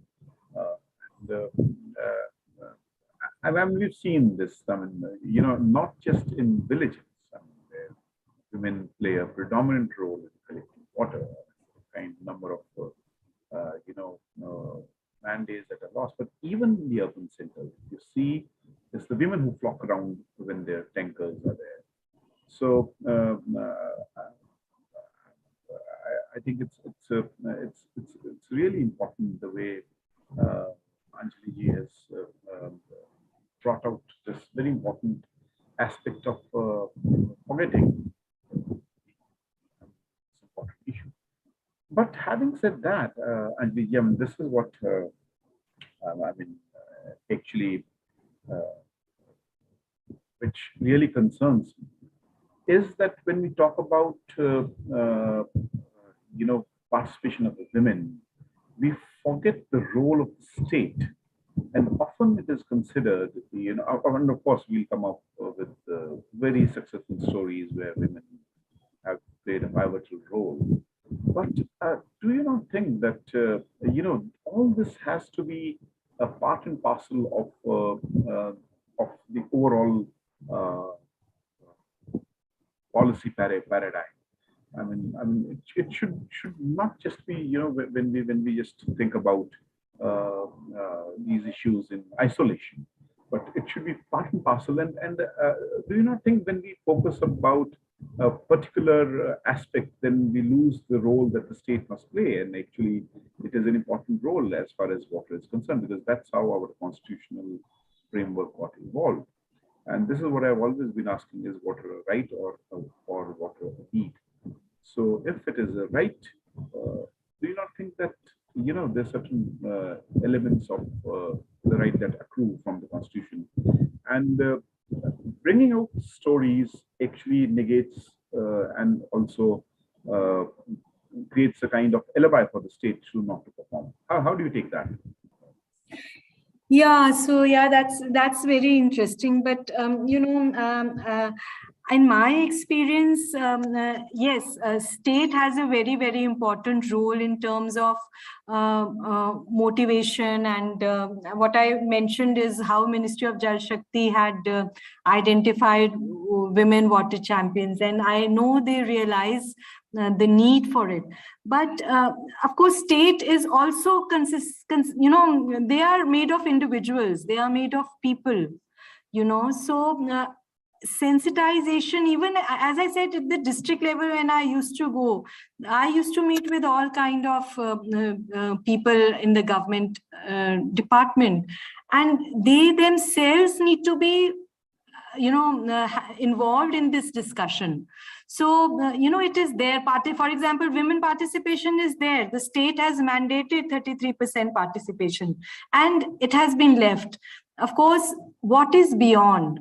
So I think state also needs to, I guess, involve people at all levels, maybe at civil society organizations if they do not have adequate person power, or if their team themselves need to be engaged in such dialogue.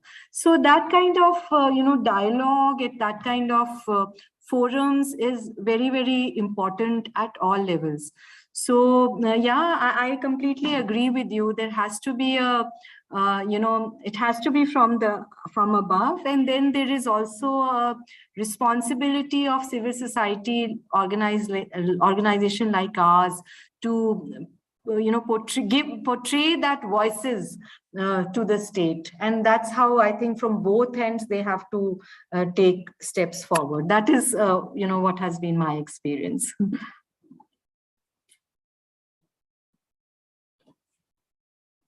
Okay, I think, sorry, we can take if there are a few questions. I can see. All right, sir. I'll move on to the questions now. Soumyaji is asking, how can self-help group members play an important role? Yes, sure. So self-help group is also a women collective, a form of a collective of women. And we have now stories where self-help groups are not only engaged in collecting, funds and doing, setting up their enterprises, but on a larger role on water harvesting. And now NRLM is also expanding its scope and not limited to lending and borrowing. So that is a platform which already exists, and definitely they have a lot of leadership skills. They have been trained over the years, so that's a very good platform to who can take this initiative forward. Prakashji is asking, the general experience is that though we have women as representatives in local bodies, they are still dominated by males. They find barriers with bureaucracies, but the scene is changing now. Is there any specific training program to develop the skills and competencies of women in local government bodies where RWH could be an integrated part? So women, the state has this whole curriculum. Whenever there is a new panchayat election, for example, and the new panchayat comes into play, the state has this training program of all the panchayat members in a particular state. I mean, I've seen it in many states where we have worked. So the curriculum of roles and responsibilities, the village development plan, all those things are talked about. So, but sometimes it is not very effective, because even if the training programs are organized, they are many times attended by their husbands or their sons. So women, they do come, but they are not meaningfully, they are not participating. So I think that is again a very important role of the state when they are organizing even school management committees. For example, in SMCs, they have limited funds on roof water harvesting. In some states, they are now having CSR funds.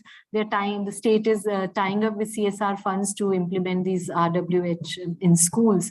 But in terms of training of SMCs, again, then the women participation is limited. So that is why it's so important to work with these policy actors and ensure that women are brought to these decision-making forums, and then they can participate and devise strategies and plans. Dr. Swati is asking, she would like to listen your experience from Barmer district. Barmer? Barmer, yes, ma'am. Yes, so yeah, we have worked in Barmer for a few years, and there we did a lot of work on check dams and pond and women in Rajasthan as such. I have this experience that they are very forthcoming. So and what I was mentioning about the caste and class distinction is much I have experienced in Rajasthan. So, but Barmer is an area where, again, extremely good participation of women in all our, processes. And it is very similar to other areas of, Rajasthan. But accessibility of women there initially was low, so it required a tremendous amount of hard work to seek their participation initial years. But over the years, now we are not working in Barmer, but a few years back when we had, I visited that area also. So, very forthcoming and good participation of women over the years. Yeah. Sunit Malhotra ji is asking, I wish to create women waterpreneurs in as many cluster of villages as possible that would solve water issues and increase the income of 4 women. I have the low cost tech part covered, but do not know how to identify needs or women who could do this. Do you think this is possible? What challenges do you foresee among communities if I wish to do this with an NGO like yours? Will there be acceptable, or do you see this if there is any possibility? Yes, sure. We also organize trainings for other organizations, especially on community participation. We have water experts. If you see, there is Household Water Treatment Network, which has been started, HWTS, which has been started by our organization.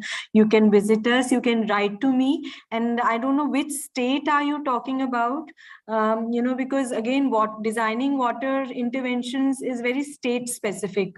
Because the water level, the landscape and all is very different. And the participation of women is again differs from state to state. Some of them are not so forthcoming. It takes more time in some areas. It depends upon their exposure. So yeah, you please write to us. I will I will just mention my email on the chat box. So you please reach out to us and we can see how, we can have a dialogue and take this forward. Thank you, ma'am, for taking up all the questions. Now you can conclude the session and if there's any way forward.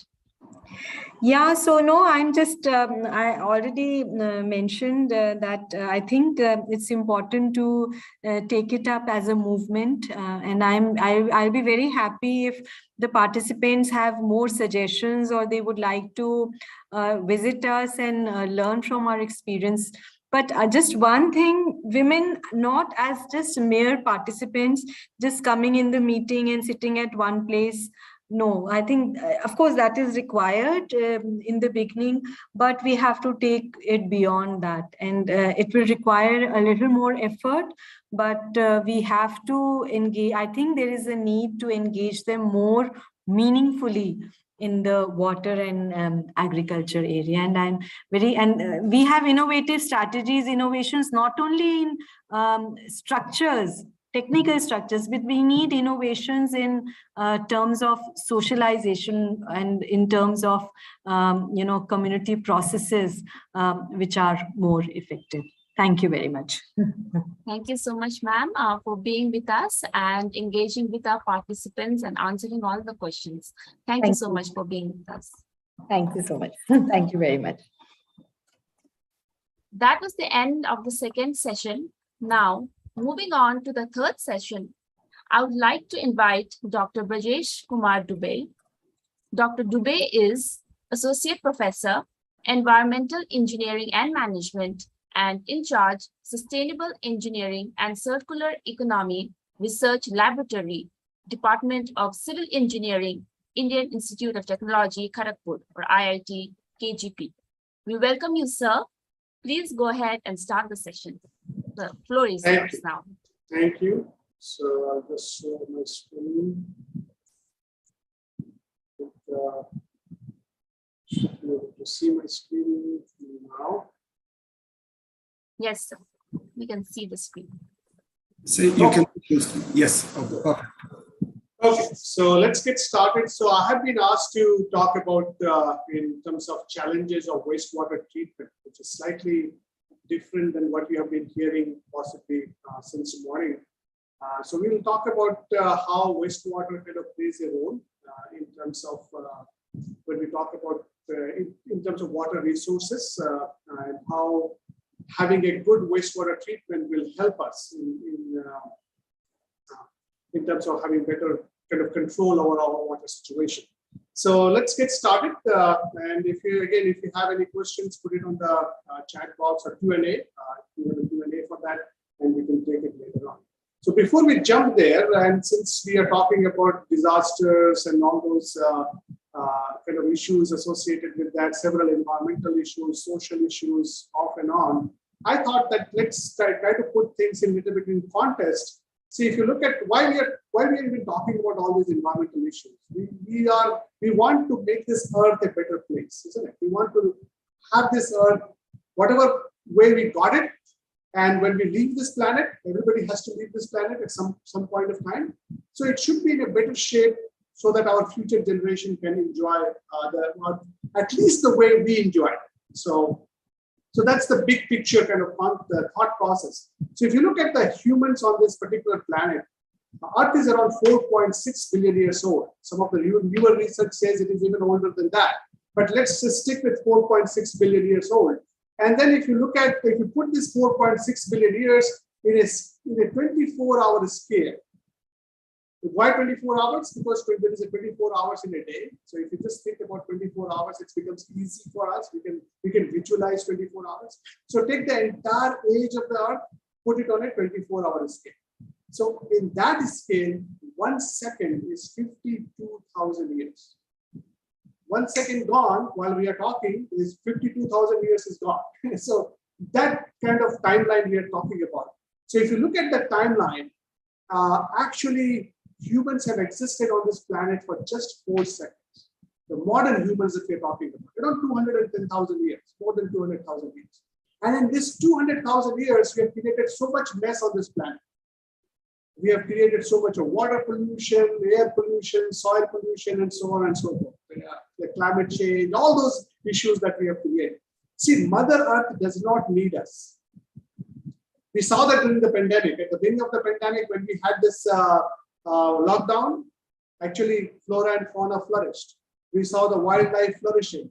They were decreasing even the water contamination in our river, because the factories were closed. So we saw improvement in environmental performance indicators while during the first few months of lockdown. As soon as they started unlocking again, things went bad. So if you look at the Earth doesn't need us. There were a lot of species before us. As you can see here, the Earth, if you look at the age of the Earth, there were a lot of species before us, and there will be a lot of species after us. So that kind of puts the entire ego that we have as a human, that we are the superpower. That's a tiny virus showed us that who is the powerful. Like this tiny COVID virus, if you take the entire virus of the world and put it in a Coca-Cola can, even the can will not get filled. Maybe it's around 80% of the can will be full. That's much virus if you take the mass of the virus. But that actually showed us where we stand. So just wanted to put you in a perspective that so we have to really be humble when we are dealing with environmental issues. Unfortunately, we are not. So that's we have to really take care of this mother planet. Otherwise, there is no future. So with that background, you have heard a lot. Let's talk about water. Water in terms of wastewater. That's what I was really wanted to see for a few days back. So we wanted to talk about wastewater. So that's why I thought. So how we are doing? We are not really doing well. If you look at the Indian context, only 70% of only 30% of our sewage. I'm talking about sewage. Industrial wastewater slightly maybe better. But the domestic wastewater that you and I produce on a daily basis at our homes, only 30% is getting treated. 70% is ending up untreated into the surface water, which lots of organic loading. You have high BOD there, and that consumes lots of dissolved oxygen. That creates a lot of issues like Jamuna River. Many of you might be sitting in Delhi or NCR area. Well, or you can look at any cities, any big cities in India. We see those homes on Bangalore lakes. You see a lot of, you go to, when you are traveling through the train, as you pass Eddy River, you look at the condition of the river. We have basically created a mess of all these rivers. And so that's why it is happening, because we are not treating our domestic wastewater as well as the industrial wastewater effectively. Rules are there, a lot of programs are being built, but it's still, there is a lot of issues associated with that. There has been some improvement over the last few decades. We'll talk about that as well. Of course, I always look at things in a positive way. So things are getting better, but at a much slower rate than what actually needs to happen. So, but if you look at it's what is doing, we are lots of we are getting all this oil getting into the surface water. We are getting non-flushable paper. That's some of the clogging issues that happens in the system. Wastewater, because of wherever the wastewater system is, that also is creating a lot of issues because we are not managing it properly. A lot of clogging issues, backup issues, and we are. If you look at in terms of it's a waste of resource. Wastewater is actually, although the term wastewater, we can get rid of the term waste and make it more as a resource water. It's actually a resource. If you look at the example of Singapore, if you visit Singapore, on day 1, whatever you flush, day 5th or 6th, actually you are drinking the same water. It sounds so weird, isn't it? But you are flushing down the toilet, you are drinking it after 5 or 6 days, because in fact we are doing it anyway.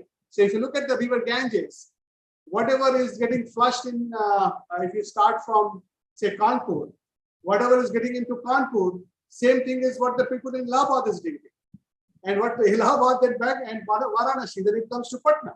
So we are actually drinking sewage water anyway, and but we are not drinking it directly. Of course, we are getting it treated. We have the water treatment plant where we get this sewage water treated, and not sewage water, we are getting the river water treated, but the river is getting a lot of untreated sewage being dumped, and even sometimes a lot of industrial wastewater being dumped in Kanpur and those industrial areas.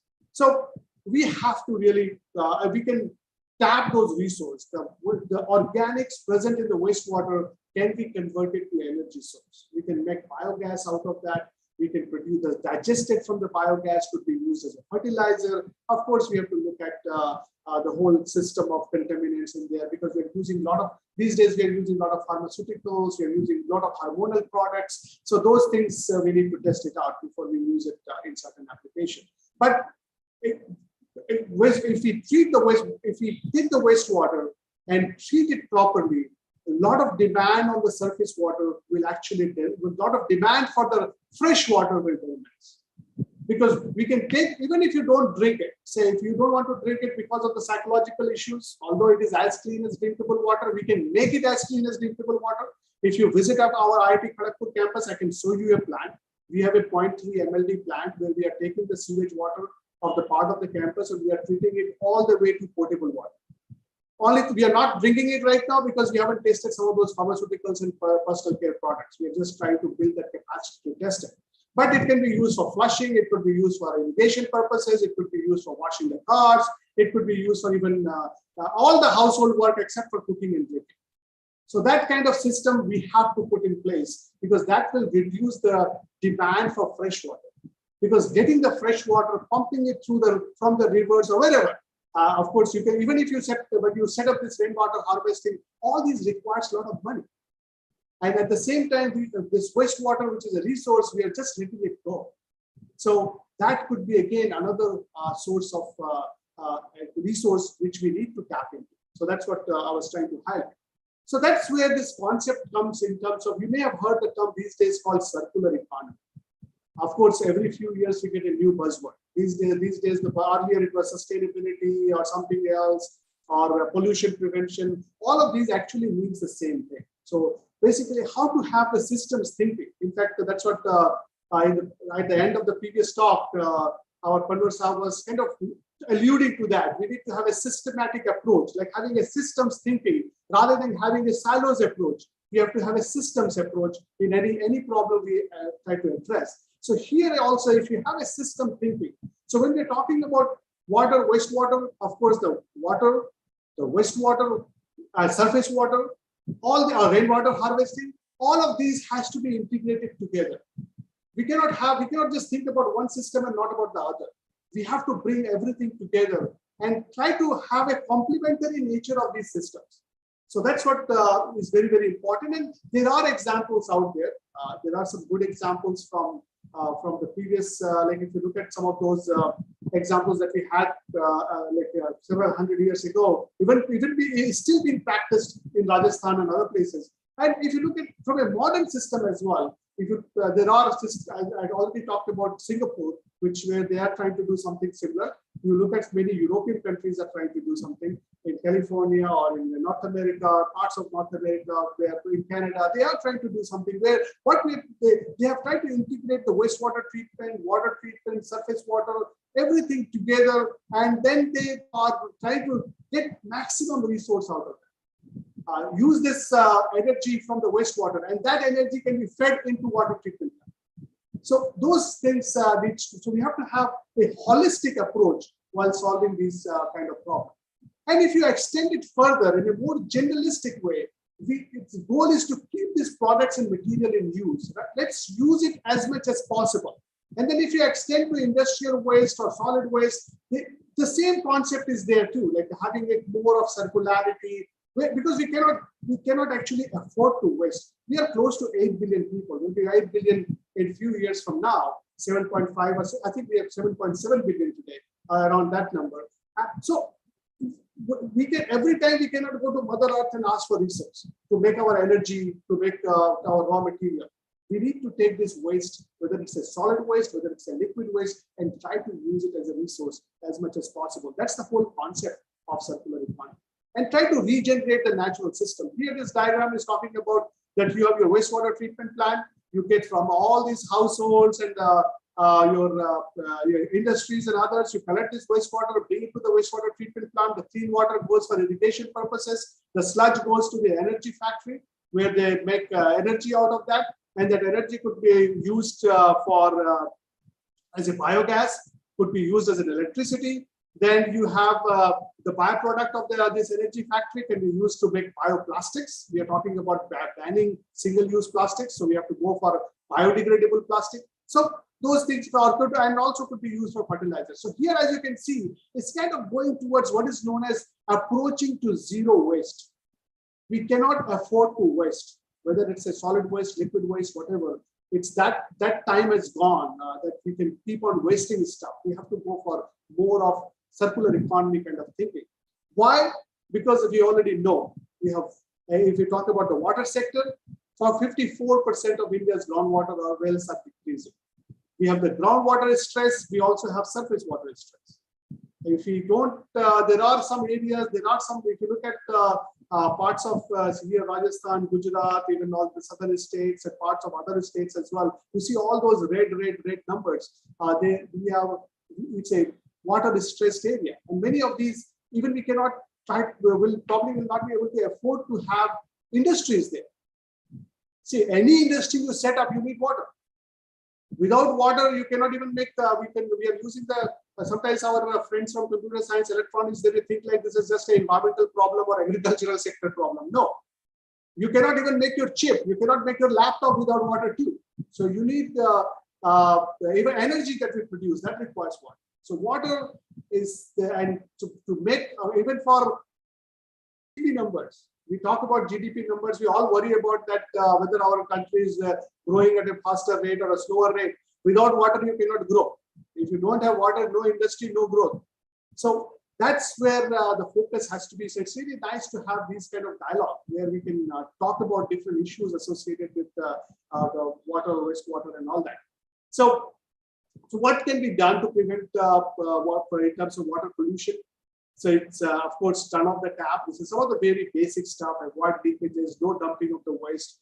avoid the overdosage of pesticides and fertilizers, don't throw non-degradable materials in river lakes, pre-treatment of industrial wastewater before leaving to water bodies. So all those, there's a lot of awareness program needs to happen in terms of what needs to be done. So the simple things should not be used. We should not use river for washing clothes or bathing animals. Harvesting of rainwater, which is kind of the focus of this particular program. Dams and embankments, rivers. And here, dams and embankments, again, there is a lot of question mark there. Like, what is the negative effect of dams? We have to address those things too. Dead bodies, plastics. We are throwing so much stuff. I'll talk towards the end of the talk. I will give you. We have done some work with National Geographic Society on plastic pollution on River Ganges. So I'll just show you some of the information from there, and try to reduce non-point runoff, prevent groundwater contamination. So these are some of the things we can do. So I think if you very simply, if you say no to pollution, try to minimize pollution, recycle water, as I was trying to tell you earlier. Many of you may be aware of the concept of gray water and black water. So whatever we flush through the toilet is black water. Whatever we use in our kitchen, bathrooms for washing and other purposes, that could be gray water. Gray water actually can be easily recycled.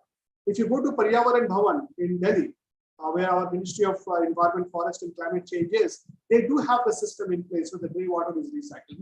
Many new of the apartment complexes are also going to that route. So they're trying to use recycle of the gray water back for flushing system. I was visiting Australia one time in Adelaide Airport. The entire flushing and all those things, other than drinking water, they are actually recycling the water from there itself. So a lot of programs are happening around the world where they have to recycle water. Minimize use of water, of course, that's another things you can do. Then major problem that we are getting today is we are getting a lot of pollution. There are some pollutions, we call it pollutants of poverty. Sanitation related bacterial trash and litter in waterways. 80% of the world's wastewater is actually released to the environment without treatment. In India, it is 70%. In the world, it is 80%. Like if you take the African countries and all that other poor countries in the world, 80% of the world, there is no water treatment. And we get a lot of sanitation related bacteria and other stuff. Of course, we made a lot of toilets as part of the Swachh Bharat mission. There is some issue in terms of whether the usage of the toilet, how much the toilet is being used, but at least it has made some improvement for sure. It must have made some improvement. We need to kind of look at that. But so in terms of in India, we will probably see lesser some impact. In fact, some of the research that has come out, which has shown that we are seeing less sanitation related stuff in waterways in India. But that's the pollutants of poverty. Then there are the pollutants of growing prosperity, chemical and waste from industry, agricultural fertilizers, pesticides. Those are getting into the waterways. Use of nitrogen as a fertilizer has increased more than 700% since 1960s. So over last 60 years, 700% increase in the use of fertilizer. Then we are seeing emerging contaminants, this microplastics, nanoplastics, pharmaceuticals, nanoparticles. These are all getting into the water, and these are again a big problem in terms of water pollution. So we talked about recycle the water earlier, where you try to recycle. Untreated wastewater is dangerous. There's a lot of contaminants in there. So we have to improve the water quality and availability. We have to recycle the water. We have to treat the water. We cannot really let the water go like that, surface water. So there are some examples we can speak. There is a lot of work is done in terms of California is working a lot, because California, if you know somebody in California, or if you follow the news, it's one state in US there's a huge water scarcity. There has been rationing of water, you can say, in California, right? And California is hub of so much of industry, isn't it? Industry, our almonds, badam jo aap khate ho, good quality badam, other than from the North India, we get a lot of imported almonds from California. So if the water is not there, the almond prices will go up, and a lot of other things will get affected too. So they are actually working a lot in terms of recycling of water. They are trying to conserve. There is a lot of we can reduce usage of water. There is a lot of wastage happens in terms of this household filter system. those Kent, RO, and all those AquaGuard. Whenever you use it, you lost or use it, you lose a lot of water there too. So those are there. So we have to conserve the water. We have to try to use a like this designed water bottle at glass to refill all day. So that's allowing you to cut down to the number of glasses to wash. So you can have one water bottle. So you can have a water bottle like that and use it for throughout the day, rather than you don't have to clean, because every time you put in your dishwasher and you go for cleaning, you are using one, and you are also adding a lot of soaps and other things there too. So reduce the water, take a bucket bath, fix leaking tap, turn it off, recycle water, upgrade your equipment, use energy efficient technologies, and so on and so forth. We all talk about that from the household, from a kindergarten level, from elementary school. We have been listening to it, but we don't do it. But the days are not far where we will actually force to do that, because we are running out of good quality water. So there are ways to kind of saving of how you can save water at home. I can share these slides with the organizer. They can pass it on if you're interested. So in terms of water pollution, what is needed for any particular area is a comprehensive water management plan. Construction of proper stormwater drain, rainwater harvesting structure, which we'll be talking about here in great detail, having affluent and sewage treatment plant, regular monitoring of water wastewater, reuse the treated wastewater for irrigation, discharge the affluents as per the standards. And then there are a lot of simple things you can do to stop water pollution, which I just mentioned. I showed you those diagram as well. In India, we have wastewater discharge standards, and then recently, that is also almost 4, 5, 6 years ago, that was even revised by NGP. They said that old norms for BOD was less than 30, and then say the draft norm is less than 10. And they have also come up with that less than 30, less than 20 for metro cities. For some cities, they have put less than 10. But as I told you earlier, 70% of our India's sewage is not treated. So even if you go to less than 10, I don't know, like I would rather focus on let's make it less than 30 in close to 100%, then go for less than 10, because we are already not we are disposing 70% of our sewage as it is without any treatment, and so even if you reduce the standard, how does it really matter unless the infrastructure improves? And there has been work on improving the infrastructure, but many places what is happening, we have the wastewater treatment plant, but there is no sewerage network. Sewerage network is there, old drains are there, those drains are all choked with plastics. We are banning single-use plastic right now, but we are banning only part of the those kind of plastics, because the packaging material will still be there. And the problem is that we cannot really replace those packaging material too. It's very difficult to, we don't have the alternatives. So there is quite a complex exercise, but of course, for your information, there is a newest entity kind of draft guideline, which has even made it more stringent in terms of the discharge of wastewater. But unfortunately, since we don't have like a capacity in terms of infrastructural capacity, most of the places we are not actually able to meet this standard. So these standards are there. Then, as you know, that it's orders stricter norms for effluent discharge from sewage treatment plants in cities. But unfortunately, as I said, many places we don't even have sewage treatment plant, working sewage treatment plant right now. Then you heard about this whole it's Namami Gange stuff, where people were like it's a huge project. A lot of work is being done along the river Ganges. A lot of wastewater treatment plant is also being constructed.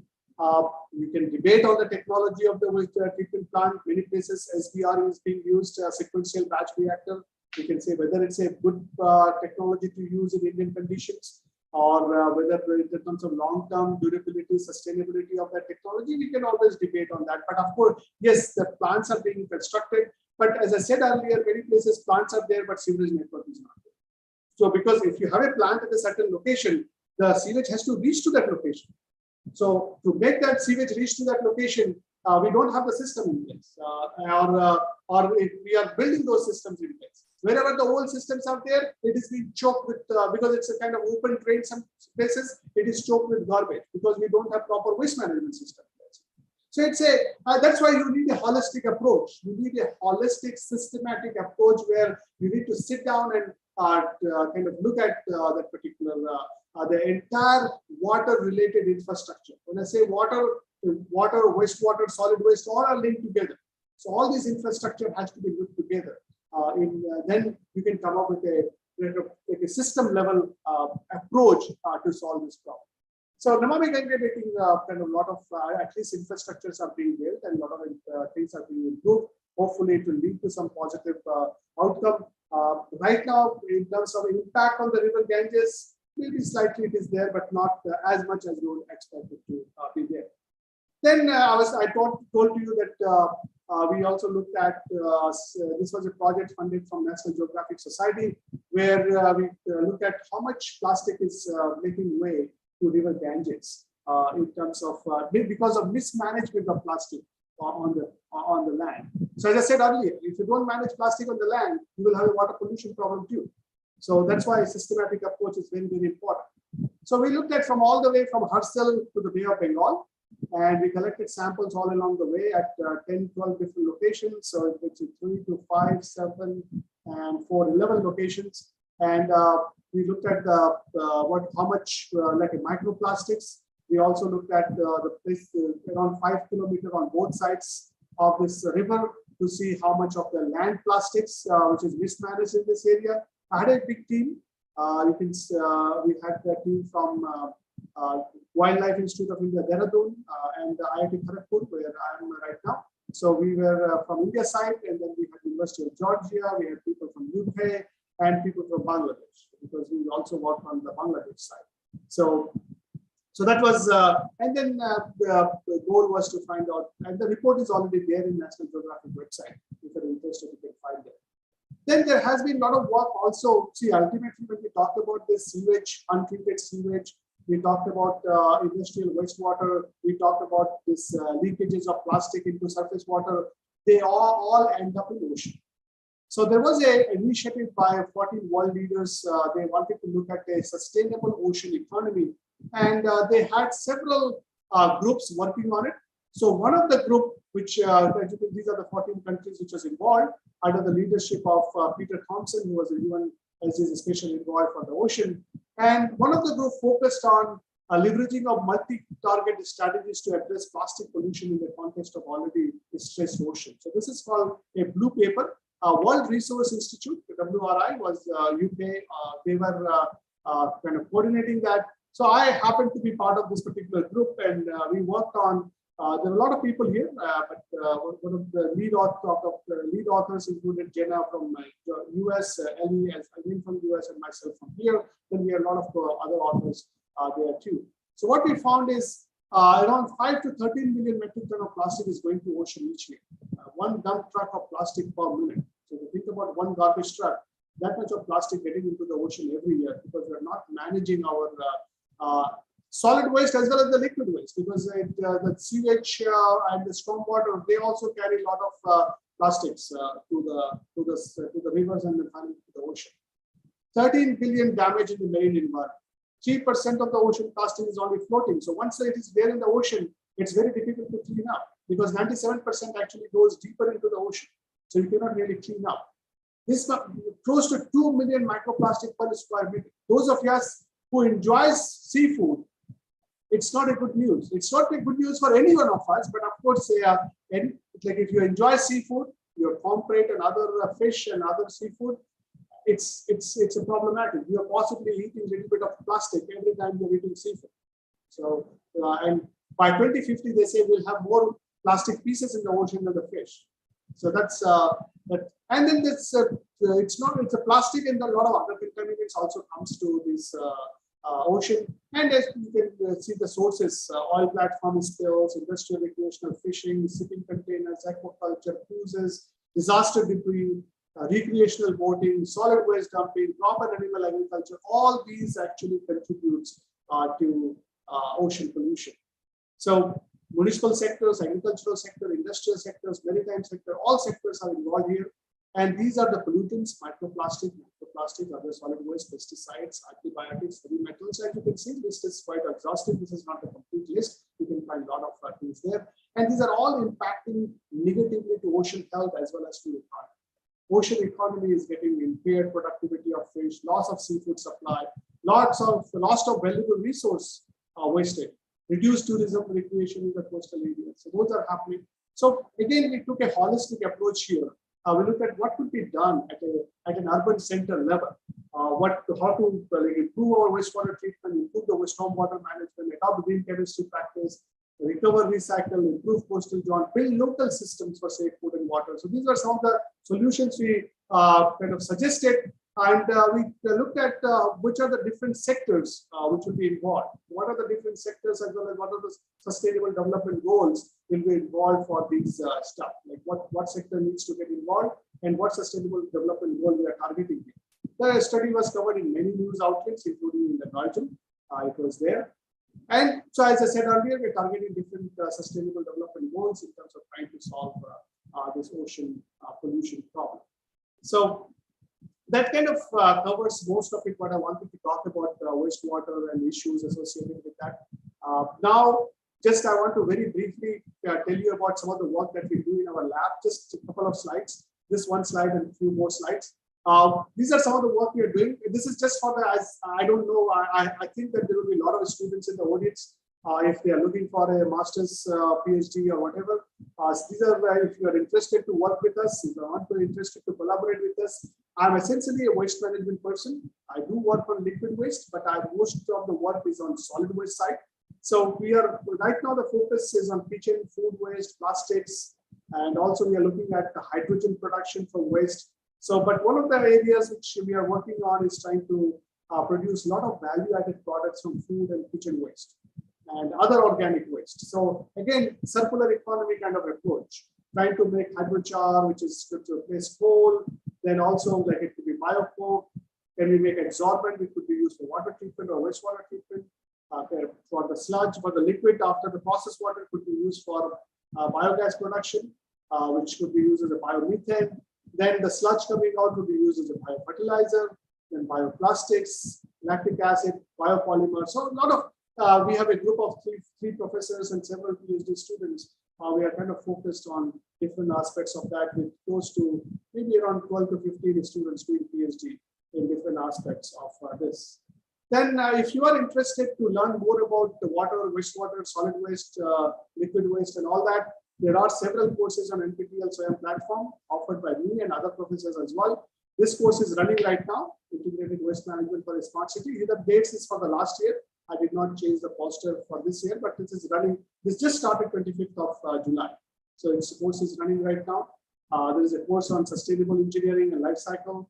There's a course on plastic waste. There's a course on e-waste. So just for, if some of you are interested, you can always, these courses are offered once a year. You can check on SWAYAM NPTEL platform and you will find it. If you have any difficulty finding it, let me know. I'll be happy to put you in the link so that you can get it. So this is my contact information. Of course, I'll take questions right now, but later on, if you want to get in touch with me, you can email me, easy to remember. Or you can also send me messages on, this number has WhatsApp. So if you want to connect on WhatsApp or all that, usually I do respond, like you may get a response sometimes within 24 hours, sometimes maybe 2-3 days, but you will definitely get a response. So thank you. And if you have any questions, I'll be happy to take. Thank you, Dr. Dubey, for this very interesting and knowledgeable presentation. Now I would request Tikender ji, if you have some comments. Yeah, thank you, Dr. Vijesh, I think for making this lovely presentation. And, you know, it's not just about water conservation, but, you know, how that conservation has to happen, the kind of pollutants and toxicity that Dr. Vijesh has mentioned. But you scare me, Dr. Vijesh, because I'm very fond of seafood and, you know, you know and that's apparently true. So I think, yeah, I think a very comprehensive approach, as you rightly pointed out. But I mean, this also reminds me, probably I've already said this in one of the webinars. when you were placing the history of Earth and then the history of humankind, which is in few seconds, uh, in relation to the history of Earth. So there's a very interesting book by Tony Joseph, Who We Are. And I mean, there some of the scientists have pointed out that, quite an inverse what you said. I mean, I don't agree with their formulation. By the way. I mean, I completely agree with you that we have to be completely humble. They say, the Mother Earth is so supreme, so objective, so superior that if you human beings think that you can spoil it, then you are completely mistaken. Yeah. Even if that is true, I don't buy that. The kind of environment that we have created, that doesn't give us an alibi to, do the kind of the Holocaust that we are doing with nature. So yeah, but I agree. I mean, we have to be humble, and this reminds me of Jan Makart, which I've already said. Designing with nature, planning with nature, and of course that. So thank you so much, Dr. Yes, this is the point that I wanted to make, and I think we can just jump over to the questions. All right, sir. The first question is by Sunit Ji, and the question is in reference to a news that Sunit Ji has read.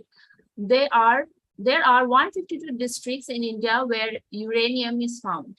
Please suggest if the same technologies are used for wastewater management, such as MBR, MBBR, electrocoagulation, would be enough to treat such contamination, or we would need something else to remove threats from such contamination by uranium? Yeah, I think when you're talking about uranium, are you talking about water treatment, or in terms of, because the technologies you are suggesting is for the wastewater.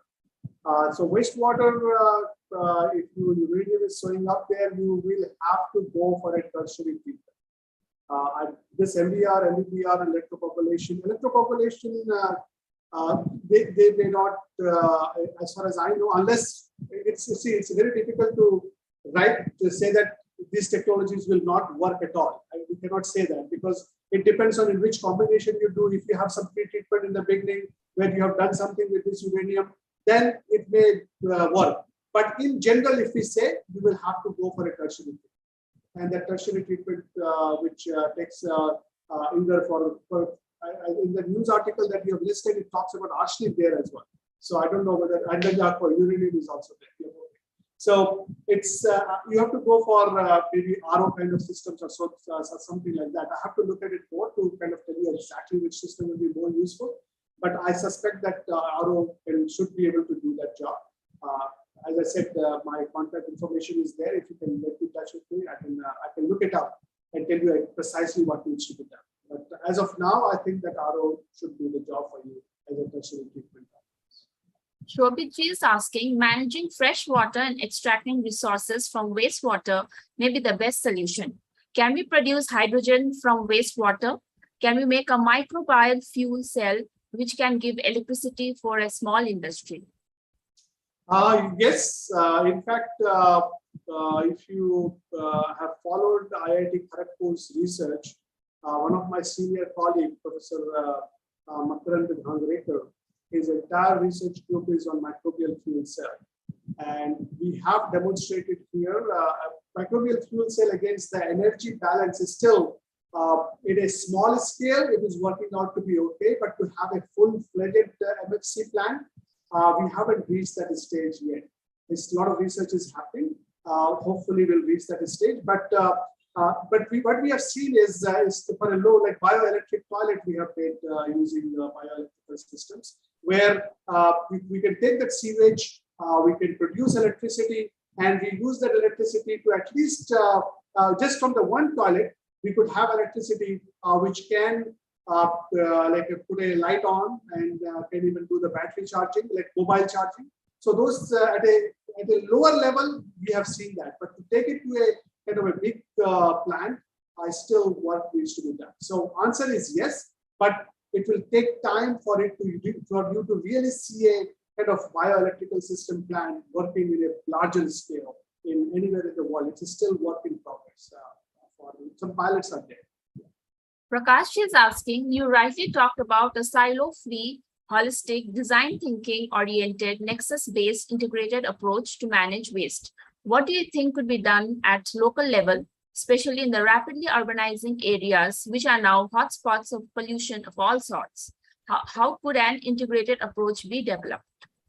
So say if you look at for a local area, even you look at for an urban center, if you are talking about particular city, even second level or third level city, when you for our municipal offices, unfortunately, the municipal offices are loaded with so much of work that they are always resource is stretched in terms of manpower and also in terms of physical infrastructure. But what we need to bring is the water department there, the wastewater department there, the solid waste department there. There has to be a coordination. Many times what happens is what the water department is doing, wastewater department doesn't know. Or so that needs to kind of go away. We need to bring a lot of coordination among these offices, the engineers, and the different executive engineers working. So they have to work more in team.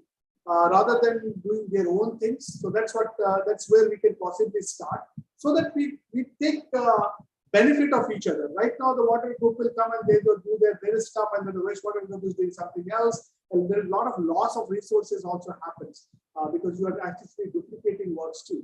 So that's where we can start. And then we also need to actually equip these engineers and junior engineers, supervisors, workers with knowledge. Unfortunately, the municipal system, we have some good engineers there, but what is happening in the world, how the technologies are changing, some vendors comes and then they show a very fancy presentation, and because vendors have to sell their product, isn't it? So they will show fancy presentation. So they have to do their marketing. But to really understand that, so they need to, so if you look at some of the European countries or the American countries, they have what is known as the continuing education program, where these people has to be trained every year, or so there has to be like a set of training happening, where they are equipped with knowledge. Then they will take kind of decision, and in knowledge in terms of how to bring the holistic thinking as well.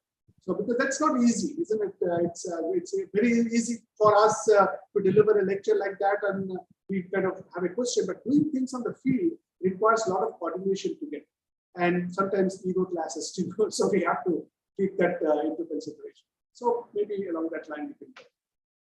Manish Kumarji is asking, in comparison to municipal water quality and well water quality, where does rainwater harvesting stand?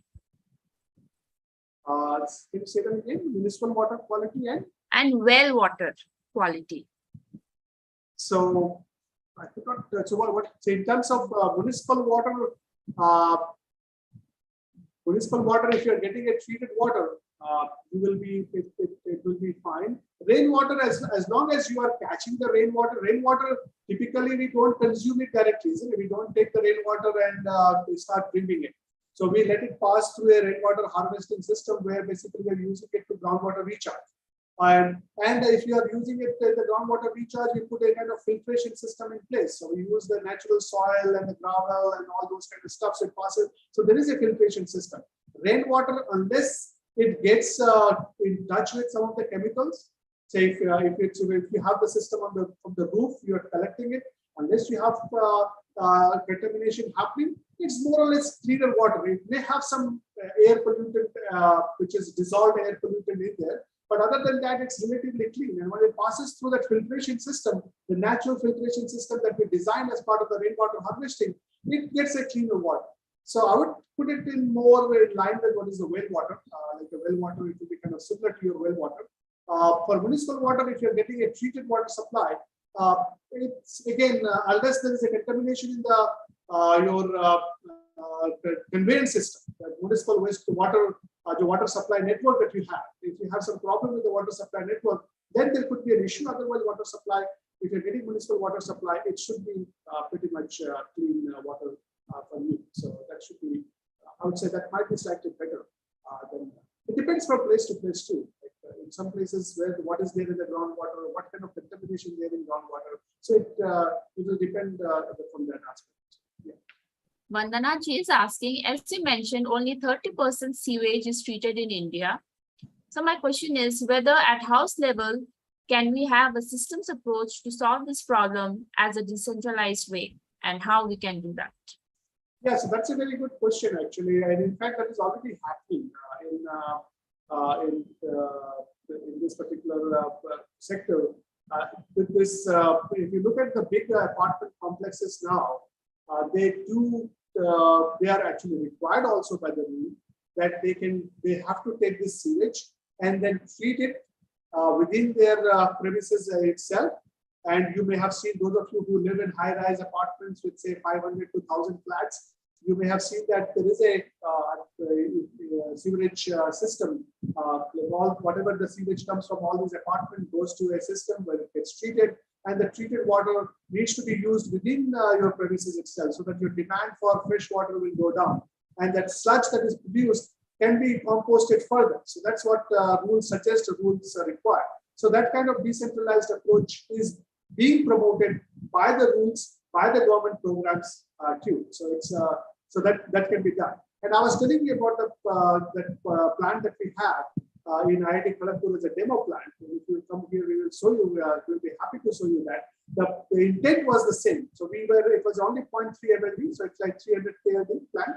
So it's for a small town apartment complexes. So we can take the wastewater, treat it to all the way to almost as clean as your drinking water, and then you can use it for any purpose other than cooking and drinking. For as of now, because we haven't tested for pharmaceuticals and other things. When we test it for pharmaceuticals and others, then we can say whether we can drink it or not. But other things than that, it's and this project was funded by one of our alumni. He chipped in almost 2 crores for that. So the intent was again the same thing. They want to take this technology to this apartment complexes where this can be replicated over there. And what we have shown that you can treat it at a much cheaper price. So you will reduce your water bill by at least by 50%. So if you do this, you will reduce the apartment complexes water bill will reduce by at least 50%, if not more than 50%. So that much benefit you are going to get. So economically also it makes sense to do that. Pravina ji is asking, can we develop MFC for industrial wastewater treatment? If yes, then kindly suggest the design and structure for it. So that's a pretty long question. So I would say you can send me an email and at bkdubey@gmail.com, and then we can get back to you on that, because can you develop MFC? Answer is yes. Now, how to design and structure, that requires a lot of discussion. So probably not at right this particular time. I would request you to send me an email and we'll send you some information on that. So what to do. Shobit ji is asking, is water fluorination safe for human health? It is, as long as you keep we have a safe dose of chlorine. So as long as you keep it below that dose level, you are okay. There should not be any problem. So last question by Soumya ji. How can all the knowledge about plastic use and management, recycling and reuse can be passed to the local community in local language? Yeah, that's a very good question again. In terms of plastic or waste management, or even in the sewage, we have to get into translated into local language. So how it can be done, we have to do it. So in terms of whenever we are designing our system or designing our program, there has to be a dedicated section of the program focused on kind of knowledge, what that is called the ICD program, like you are the communication strategy program that you have, where you have to communicate with the local people. So if I'm sitting in Bengal, in Kharagpur, actually, we'll probably need some Odia and Telugu too, because we have a lot of Odia people, we have a lot of Telugu people in Bengali, Hindi, English. So whatever training pamphlets or pamphlets for the households we prepare, we have to get it translated in these languages. And whenever we do this workshop, we have to do it in local languages too. So that's how it can be done. And in fact, I can give you an example that when we had a project from the city of Guwahati, and we developed the training program for that, and they are like made the training program material also in SMS, so that they can use in local language. So we have to convert these in local. Otherwise, see, we can come online and or we can join together in a 5-star hotel and talk in big English and but अगर किसी को कुछ समझ ही नहीं आया, कुछ अगर जिनको जानना था वो जाने ही नहीं इसको, तो फिर उसका कुछ फायदा नहीं होता. तो उसी that's why it has to be translated in the local language, and we have to take it to the people who are actually doing things on the ground. So it's a very good question, and probably that could be an approach to people. Thank you, Dr. Dubey, for taking up all the questions. Now, I would request you to kindly conclude the session. So again, thank you.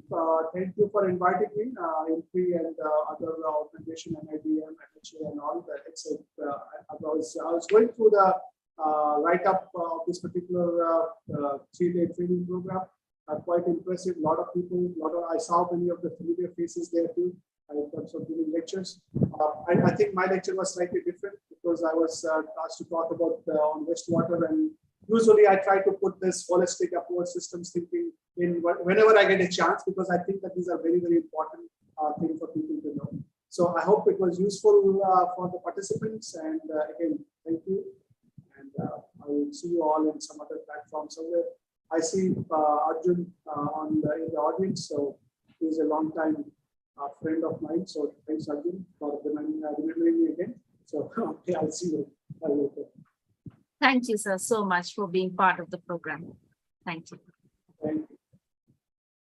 Now, I would request our convener and moderator, Shri Tikender Ji, to conclude our second day of this training program with some words. So over to you.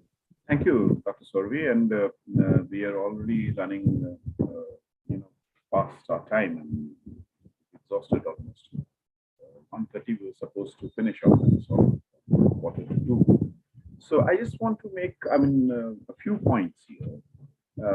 We all know, this has been repeatedly pointed out. Of course, first of all, thanks for all our participants and those who are presenting here with fabulous presentations. And though these presentations emanate not just from the professional experience, but also from very practical. Of course, practical is professional. There's a linkage between that. So I'm sure this will be a great learning for our participants, and that's why it's a kind of training program. And something will percolate, because percolation is very important even in rainwater conservation. So that percolation is something which we have plugged, and one of our speakers rightly pointed out that if the surface is impervious, then it's 50% that gets, the surface water that gets absorbed. Which you can retain, and if it's not, then it's 5%. So probably, so that percolation is something very important. Having said that, I think what is important is that we are aware of the fact that just 1% of the water is available. All the water that we have, we know water is more than the surface of the earth, but at the same time, what is the availability of water for human consumption for drinking purposes is a real challenge. And now this real challenge that we're talking about, what is important is the kind of interventions that have taken place in the last 200 years, 250 years. And why I'm completely obfuscated with this fact is, and this is an area which probably many of our presenters will not venture into that. But this is something very important, and that is, this history of industrial capitalism, which has actually commoditized our basic fundamentals of nature as well. It's not left Earth, and that's why we were talking about climate change, and therefore climate change and its impact on the human beings. But water has also been commoditized. So, water is also a kind of an entity for profitability. And so one element of all of this that we are discussing about water conservation is, going back, bringing in our conventional knowledge linking it with modern science, so that the way we have developed, we have built our towns, our cities, our nations, actually is quite an antithesis to the whole process or to the whole discussion that we're doing. Now, why I say this is an antithesis? Because firstly, because I mean, it's a kind of commodity. So, you know, if it's a commodity, we can jolly well understand what does that mean. But at the same time, you know, the way the land use change has happened, the way you know, and then one of the speakers when she was pointing out that the impervious surface, and if you see it, just have a look at the cities. I mean, I'm sure there was a presentation yesterday. Just a small fraction of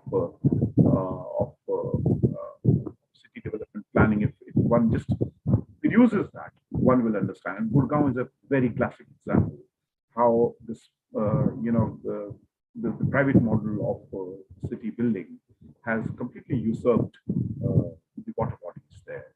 And now we know, and it's not just Gurgaon, it's Delhi, it's all over the country, which is facing these issues. And as I pointed out earlier, Mr. Biswas has also brought out the nuances of it, you know, in his book called The Assaulted City.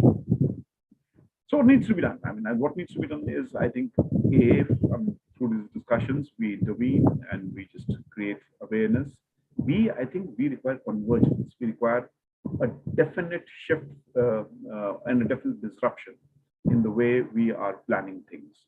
And when I say shift and convergence, I think, as I told, I mean, as I was speaking earlier also, the left doesn't speak to the right. That means, you know, you have different bodies. I mean, you have the urban development, you have the Jal Shakti, so we find convergence of things happening in the policy framework. I think these would be serious challenges that we will continue to face in times to come. And when I say convergence, I think this also leads us to what forms of utilities, because you know, the Delhi Jal Board provides water to Delhi. Let's take the example of Delhi.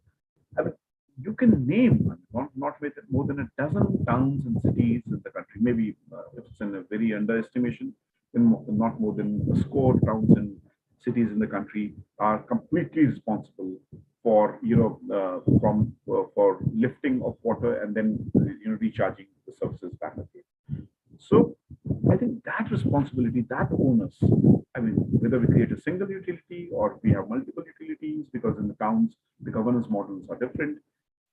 And we have seen how one part of the utility doesn't speak to another part of the utility. And Shimla, I mean, I was part of that. Is a very classical example where, you know, the government was providing water and the water was being distributed by the municipal corporation. And there was not even once the discussion about, you know, how we just recharge our aquifers. So that's the second thing. The third thing is, I go back to the process of city development, you know, the kind of concretization that is taking place, particularly in the mountain towns, be it Ladakh, be it Shimla, or be it any other part, Mussoorie, you know, where you had a manual of design, where you had a manual of engineering. And what, I mean, I go back to the imperviousness or, you know, embankments on stormwater drains. I mean, you see even funding from agencies like World Bank, Asian Development Bank, you find under the guise of beautification of the town. Beautification means you cover the drains. Beautification means you just concretize the drains so that the water gushes out. I think we have to revisit. We have to revisit those engineering aspects. Therefore, this convergence of city development process is, I think, what is very important. And then there were some instances here, but I think we have to little innovatively understand, you know, the large resident welfare associations. I mean, there's a study done in Delhi, for example. If Delhi is able to hold back its, you know, even 50% of the total rainfall that it has, and then it can meet almost 45 to 50% of its water demand throughout the year. Now, what? So Delhi moves to Yamuna, and now even Yamuna is like beyond capacity. So now Delhi is coming to my state. That's Himachal Pradesh. They're constructing a dam, Rainwater dam, where they are a large dam which will submerge large portion of the forests. Many trees would go. So I don't know where Himachal will go. And then once Rainwater dam doesn't suffice, then we'll move another. So it's hundreds and hundreds of kilometers. So how long will we go? So this whole concept has to be revisited, and it also goes into the consciousness of the people. As we were discussing about Singapore. So the consciousness is like, I remember a funny anecdote visiting the Indian Institute of Advanced Studies, which used to be the Vice Regal Lodge. They have a very large water storage tank, very large. That can suffice them once it gets stored. It gets filled, can suffice for 3 months. But what is the consciousness? The consciousness is that this is not clean water. So they think the water that I get from my surface, rainwater, is not clean, but there's a cleaner water coming, which is 100 kilometers away. I think that has to go. So maybe we have to create those structures or standardization or whatever. So those disruptions, I think, need to be brought in. Lastly, what is important is when we are, understanding this, that's why I brought out the space and scope of the state. This has to be in a very decentralized and democratic manner. And as one of our presenters pointed out, we do not even take women into consideration. So when we plan these utilities, or when we plan,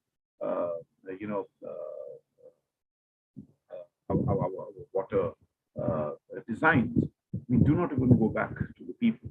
I think there is where the biggest problem lies at the present juncture. And I can share this experience from Leh, where I was instrumental into writing the vision document.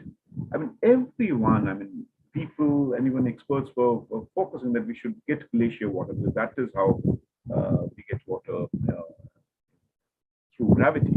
But the engineers have now designed a scheme that they will lift water from. Whether it will suffice, whether it will work throughout the year is a big question mark. If you visit Leh, you find the kind of ppms on the particular matter that they have. It's not worth drinking as during the and in winters when the temperature is -25. Whether we'll have the capacity to even pump that is a big question mark. So I think this is a very interesting 3 days workshop that is taking place, where we are discussing design, where we are discussing policy, where we are discussing utilities, where we are discussing technology, and also where we are discussing people, because everything boils down to the people. How do we reach out to the conclusions? Maybe we will wait for tomorrow's presentation. And then, as I've said, it's not just a kind of exercise for our participants to learn, but also to have some kind of understanding, some kind of critical view of the way things are going, and what kind of disruptions are required, so that some policy interventions can be made. I think, thank you, Dr. Sahib. That's all I want to say. Thank you, sir, for your concluding remarks. And sir, if you find some time tomorrow, please also discuss at length at the Shimla experience. I will. I'm not time. I'm there. I'm there. Remunicipalization and other. Okay. Yes, because that's why I said utilities and all, because maybe tomorrow when we discuss, we'll do that. Thank you, sir. Okay, sir. As we come to end of day 2 of a 3-day immersive online certificate training program on implementing rainwater conservation, practitioners' perspectives on rainwater harvesting and efficient local water governance and resilience. This training course is organized by National Institute of Disaster Management, Ministry of Home Affairs, and Center for Environment, Climate Change and Sustainable Development, or CECCSD, IMPRI, Impact and Policy Research Institute. I, Sauravi Ghimire, researcher at IMPRI, would like to propose the formal vote of thanks on behalf of CECCSD, Impact and Policy Research Institute, and National Institute for Disaster Management, or NIDM, Ministry of Home Affairs, India. We are grateful to our experts for the day 2 of this training, Dr. Fauzia Tarannum, Ms. Anjali Makhija, and Dr. Brajesh Kumar Dubey. We thank the patron for the program, Shri Taj Hassan, convener and moderator, Shri Tikendra Singh Panwar, our conveners, Professor Dr. Anil K. Gupta, Dr. Simi Mehta, and Dr. Soumyadev Chattopadhyay. We thank all of our participants who have raised pertinent questions and actively involved in today's deliberation. We welcome you tomorrow again on August 3rd for our last day of this excellent training course by distinguished experts, Shri V.R. Raman, Shri Ranjan Panda, and Professor Arun Kumar.